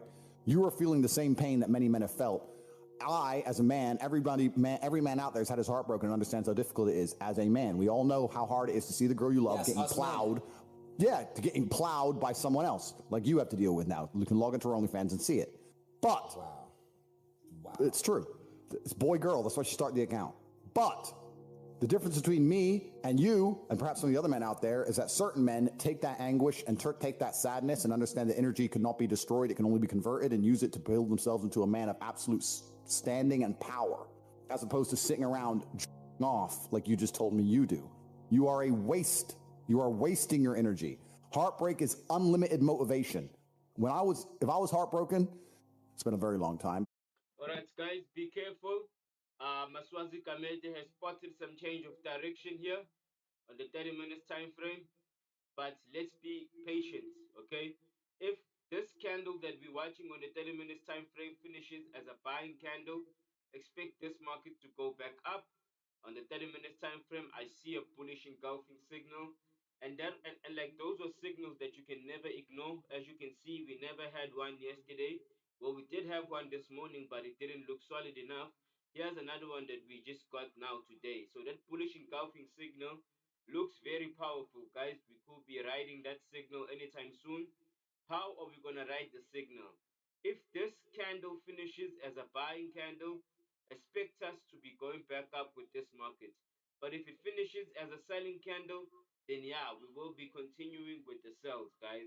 But now the only thing we have to hope for is that gold finishes as a buy in the 30 minutes time frame. If it does not do that, then there are big chances that we can still be going down and trending downwards as the trend is pointing downwards. But remember that nothing can fall forever. There needs to be some sort of change that is going to distract all of that. And we might be experiencing that change right now. So another thing, never be too biased on the direction of the market because you're looking at a bigger time frame. But also bear in mind the fact that if something has been falling for more than a week, more than 2 weeks, and you're still being biased on the direction, there are a lot of chances that you might miss the buy because you're being biased on bigger time frames. So smaller time frames are showing us that gold has been dropping way too much, and it's been dropping for a while. So now I believe that gold has to find its momentum back to the top to where it was. It can't drop from the 1st of November. It's been falling. It's been falling. It's been falling. So I don't believe that it could do that for the whole month, you know? So at least there has to be some sort of a change of direction that we're going to experience. And I think it is this one here, guys. Eh? I won't lie to you. I really do think that this is the change of direction that we want to see in this market so that we can be confident with holding the buys, okay? So, but I have not given out any signal yet. So please don't say that I've given you a signal. I will tell you directly to your face that you can buy this now, now, now. Why? Because I see that there's an opportunity to buy now. So please do not enter without hearing my voice saying enter now for buys. Okay? Do not enter until you hear me say buy gold. Do not enter until you hear me say buy gold. And remember, guys, me spotting a bullish engulfing setup doesn't mean that the market is going to go up 100%. This market can still be biased to the main direction and continue falling. So you must calculate how much you're willing to lose. Now, if you don't know how to do that, join our community, link on bio.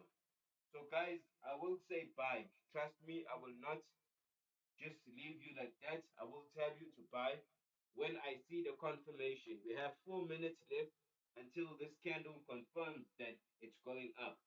I will make the decision in the next 30 what? 30 in the next 2 minutes, 3 minutes, 3 minutes and a half.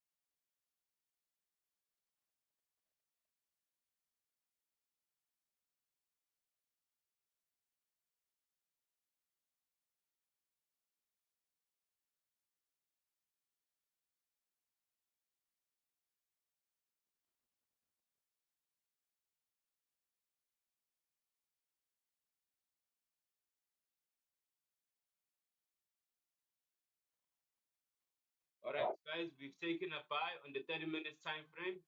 We've taken a buy on the 30 minutes time frame. That's the reason why we are going up.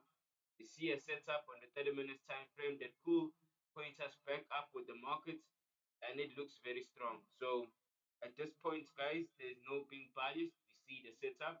So it's either we ignore it or we follow the setup. But I'm following the setup because I will always respect candles, guys. Candles always speak volume. So yeah, let's go. I've taken a buy on the gold, buy gold. Right now, I've given you guys the setup. Inside the purple box, that's where your trades must be. As you can see, mines are slightly packed inside that box, slightly packed inside. Reason being is because I've calculated that if this market was to fall, you'll see here on the left hand side, look on the left hand side of my charts. Let me see if you're going to see it properly. Let me just check my studio here. Oh yes, you are definitely gonna see it. So as you're gonna see over here, I've calculated that every trade that I'm gonna lose here, I must be losing some. I must be losing somewhere around 100 rand per trade. You check 80 rand, 100 rand per trade. So I've calculated my potential loss and what I'm willing to lose if the market doesn't respect my setup. So continue holding for buyers, guys. There's a possible chance that we could be going back up with the gold.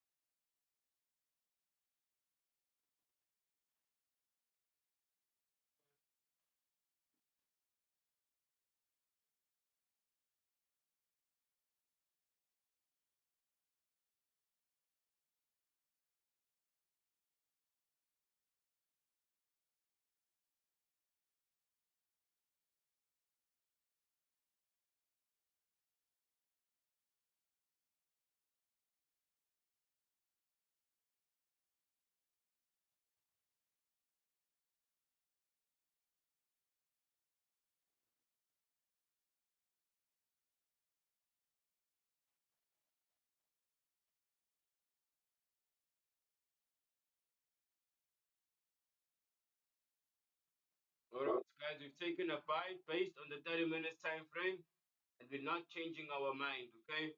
30 minutes time frame buy, bullish engulfing signal, confirmed. So now we hold, okay? We have a strong signal, so now we have all the power to hold, okay?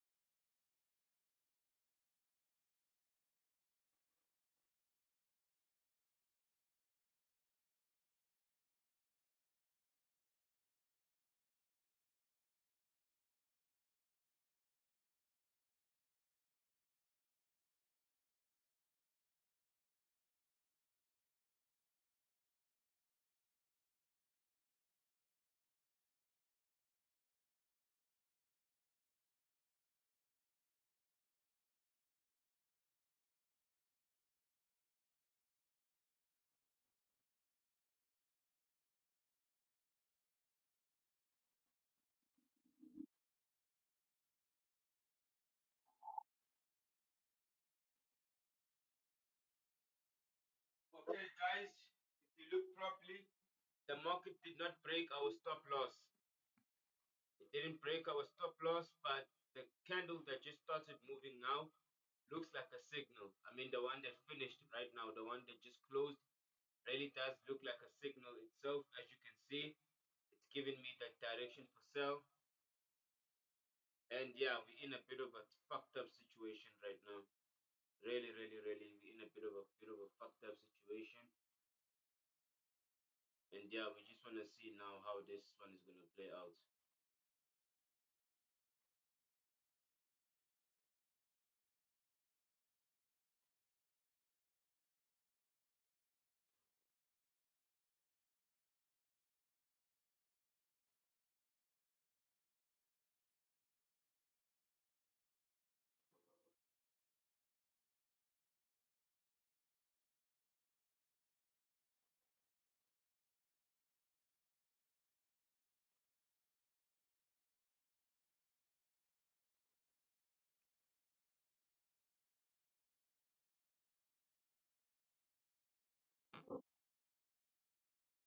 All right, guys, close all trades.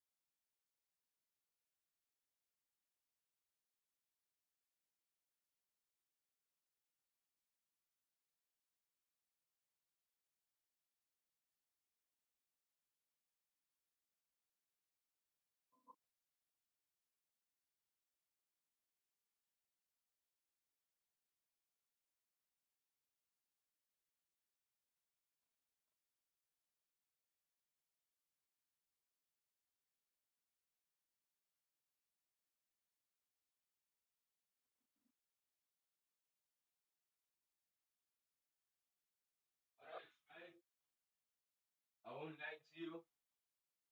I'm going to follow the main direction. And yes, we've taken a loss there, but there's nothing we can do, guys. The market is pointing us for a nice sell now. And yeah, we have to respect that, guys. We definitely have to just respect that. The market has pointed us for a nice selling signal.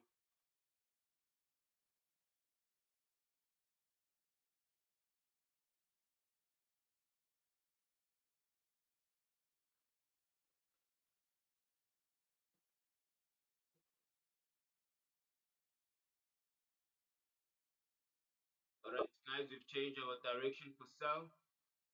Listen to me, guys. We've changed our direction for sell on the gold. You see a 30 minutes time frame bear cross signal. I mean, bearish engulfing signal. We are going down with it right now. So if this becomes our first signal today, then we're gonna respect it as our first signal, and we might just hold for a long time because the 4 hour time frame too is also still in a bearish direction, which is the major direction for a long time, as I explained earlier on. So right now I'm expecting that gold is gonna continue downwards. But remember, don't wait for me to tell you when to take profits. Take your own profit when you feel satisfied, guys. Okay? Good luck on this trade, guys. I've taken a sell too. We're in a buy zone because the sell has not confirmed itself as a fully confirmed sell. But we're just gonna wait for the next 30 minutes. If we're wrong, we're gonna close and we're gonna go back for the last signal. Okay. Okay, guys. So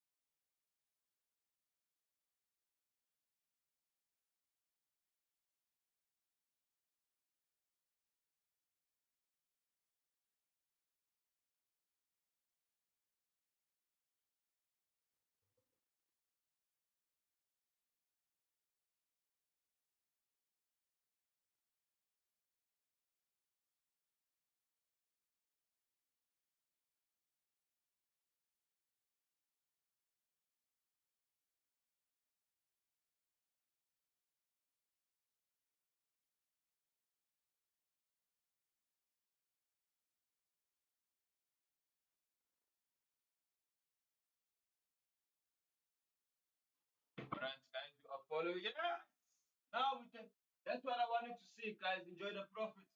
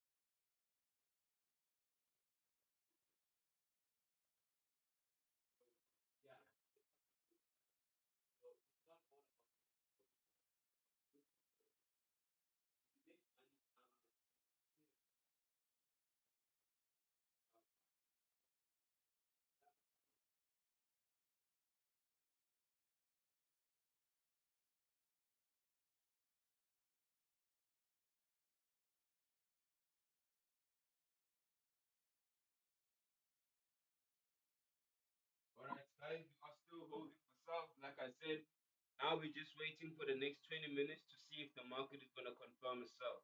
If the market confirms a sell, then yeah, we might as well just hold for sales for the rest of the day. It looks like a strong signal for sell. The 4-hour time frame too has also been telling us to sell. So I think it will be very unwise of us to not sell in this situation here.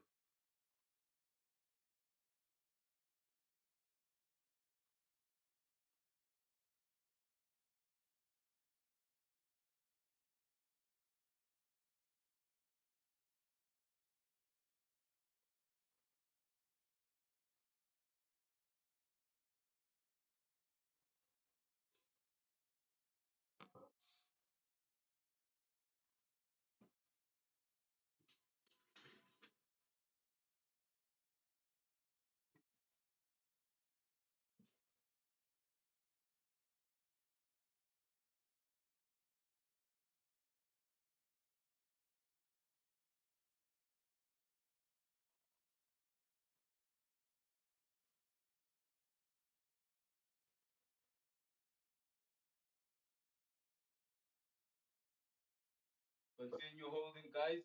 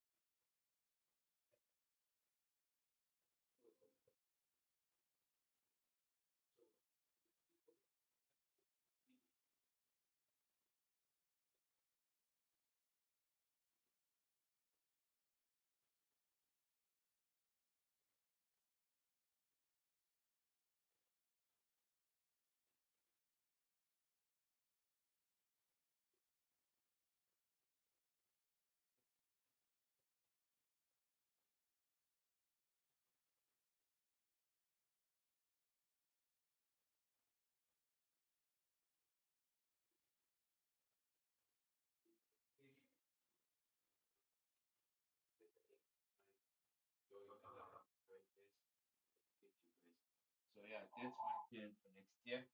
I'll be allowing people to be partnered with me, start trading with me, also do the same thing.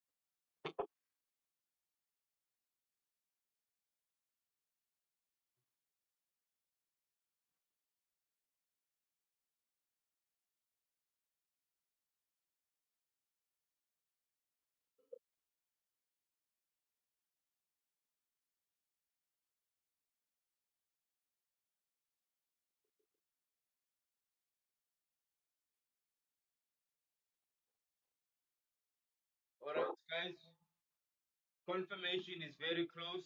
If you get this confirmation, know that we're dropping full time.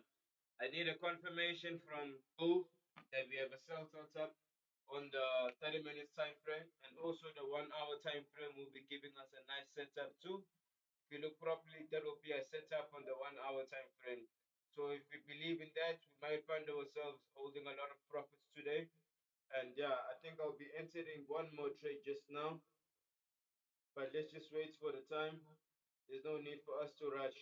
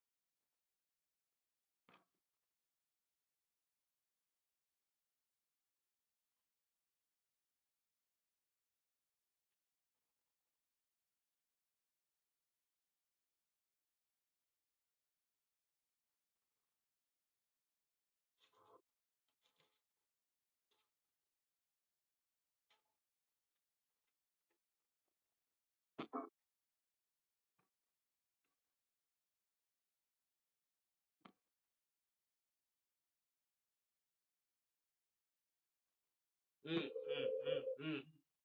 Mm, mm, mm, mm.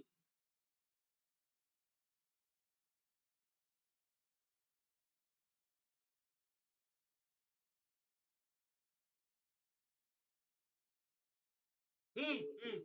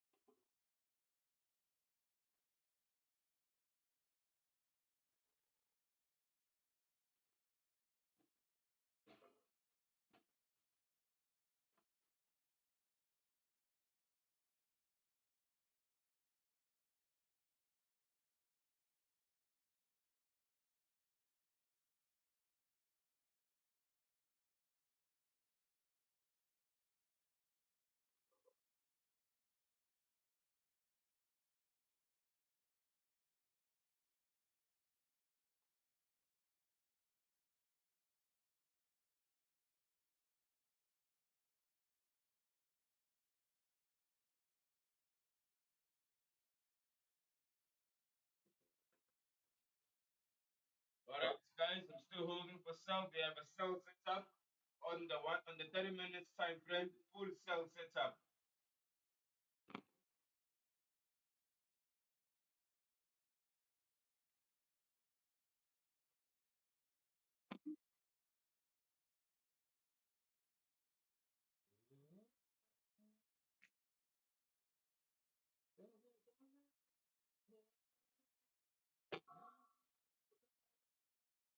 It's a sell, guys. I'm still holding the sell. But if I was heartbroken, I'd be in the gym every morning. I'd be a beast. I'd be running. I'd be working. I couldn't sleep. I'd be an absolute animal. And you're heartbroken, and what are you Still doing? holding the sell, guys. Like a fucking dumbass. Of course I'm right. So I understand very, very well heartbreak. Every man does. This is what. Alright, guys, I just needed some time. As I said, I was parting. So, yeah, let's get it now. So, as you can see, we have a setup now on the 30 minutes time frame. I'm going to draw a box for you guys to understand and see what I'm talking about. Remember, guys, you have to join the community if you want to join the VIP group. So, we took a loss on the buy, and then now we just entered sell, okay?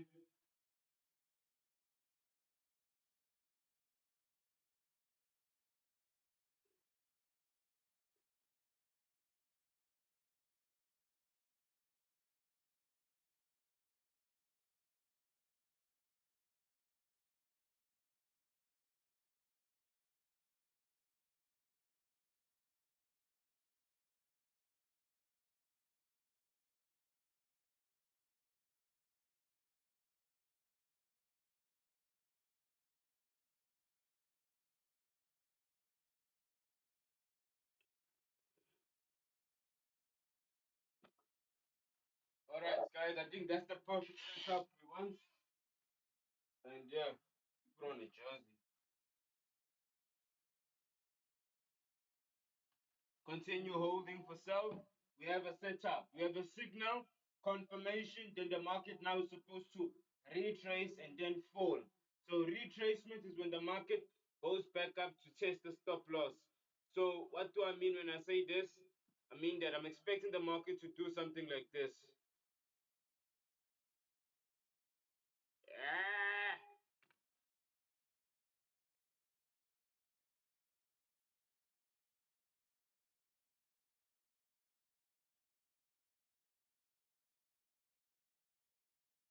Oh my god.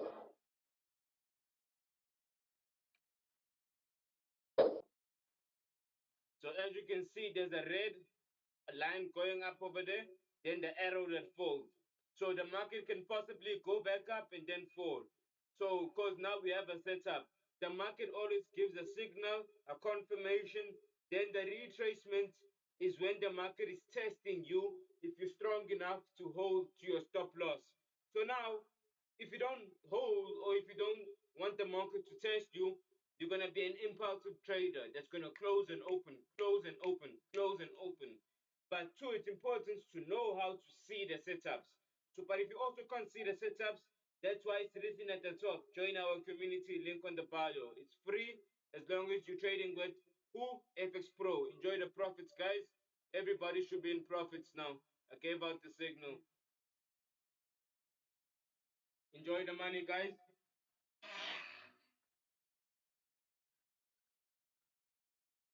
So there's this Zara perfume I just bought. It smells fucking good, but I don't like it. Like during the day, it makes me all stiffed up. But then, yeah, I'm gonna use it today because I'm gonna go do something right now. Guys, please understand that I do not respond to any messages over here because nobody's paying me here to talk. Okay? So if you want to talk to me, the link is on the bio. I don't charge for signals, I don't charge for education, but you cannot tell me to teach you. It doesn't work like that. I'm gonna host the seminars in my Telegram channel when I feel that my group is big enough. If the group is still not big enough, then I won't give anything. So the only thing that has to happen for me to dish out that education is for me to see my group getting to 300 people or 250 people. Now I know that if there's 250 people in my group and I'm giving them signals for free, education for free, and all the basic insights for free, then when I have to give them pure education, and I know that if there's 250, at least 45 of you guys will be inside. Now, if there's only 30 of you guys, now that means I'm only going to talk to 3 people for free. No ways, I'm not doing that shit. I'm not gonna do that shit. If there's 40 of you guys, must remember that I don't benefit there. I'll only teach 3 people for free and I don't get shit. So I know that if there's more people in the group, some people are gonna be at work, some people are still gonna be doubting me, some people are gonna be liking what I do, you know, then it's easier for me to give the education for free. Because there's a lot of you guys inside. But I will not teach 3 people for free, I promise you. I will never do that.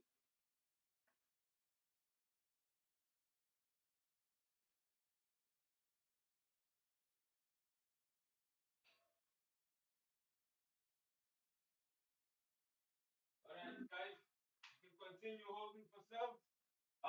There is a link on the bio to join the community channel. And if you still don't press that link, I don't know what you're gonna do.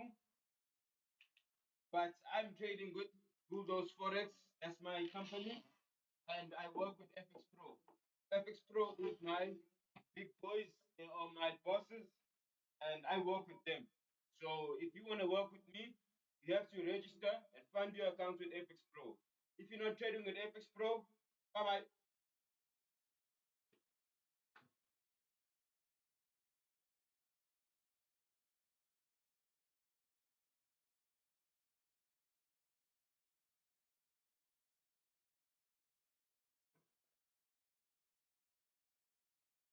Man, it smells good, guys.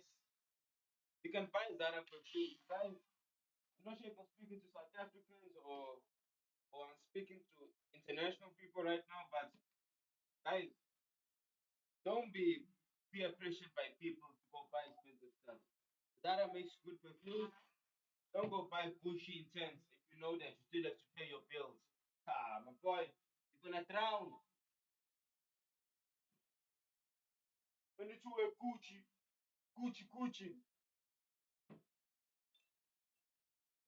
I'll never ever show too that I have this. It's my favorite shoe. My favorite shoe. Here's my second favorite shoe. I'm still gonna buy more of these though. The Balenciaga, I ain't there. Too expensive. When you convert it in rands, too expensive. Alright, guys, I'm about to step out and I'm gonna go have a little bit of a smoke. When I'm done, then I'll be back.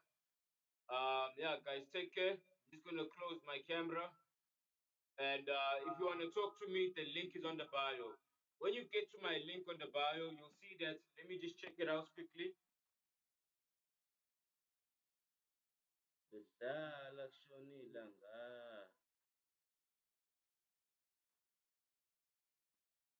Let me just check it out. Enjoy the money, guys. You should be in profits. Don't wait for me to tell you to close your profits. But right now, I haven't closed anything yet. So, but you'll also see that, hey, the market has moved so much. Let me take my profits now. Don't wait for me, okay? You must see it for yourself that I have $1,000 and now I'm making $300. You are doing well. You can close your money there. So if you have $1,000 on your dashboard and you're making $300 right now, there's no reason for you to be holding. That's what I'm telling you. And if you don't have any more money in your bank account, you should be taking that money. All right, guys. So the 5 things that you're gonna see when you go to my link on my bio, there's a link on my bio. You'll see that there's FX Pro, there's Strive, there's Maswa Telegram. Maswa Telegram is where you get to send me a message personally on Telegram. And then there's YouTube, as you're watching me right now. Then there's Bulldoze FX Community. And then there's my TikTok, my Instagram, and then my LinkedIn. I also have an account on LinkedIn, and I connect with other people that do what I do there. So yeah, guys, continue holding for yourselves. I also see a signal on the 1 hour.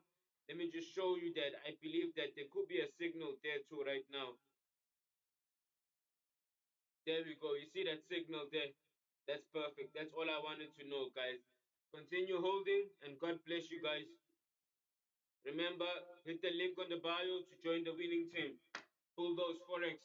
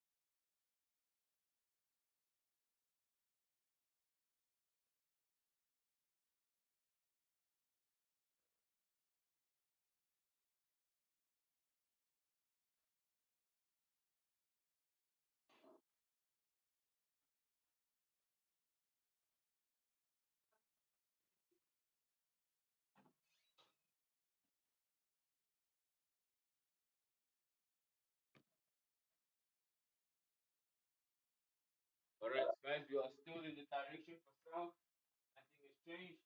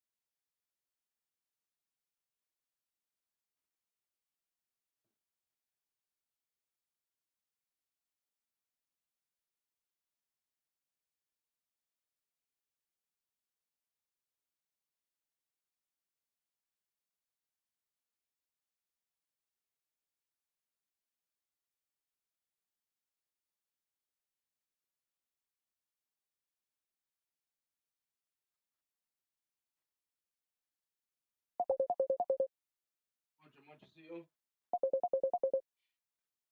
What up, brother? Yeah, President Kalu, Tawan, he said, well, everything for now, tonight.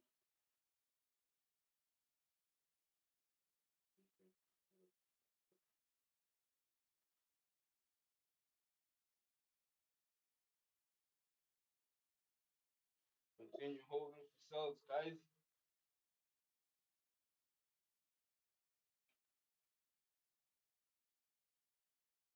That's the direction we are holding. We are holding for cells now, guys.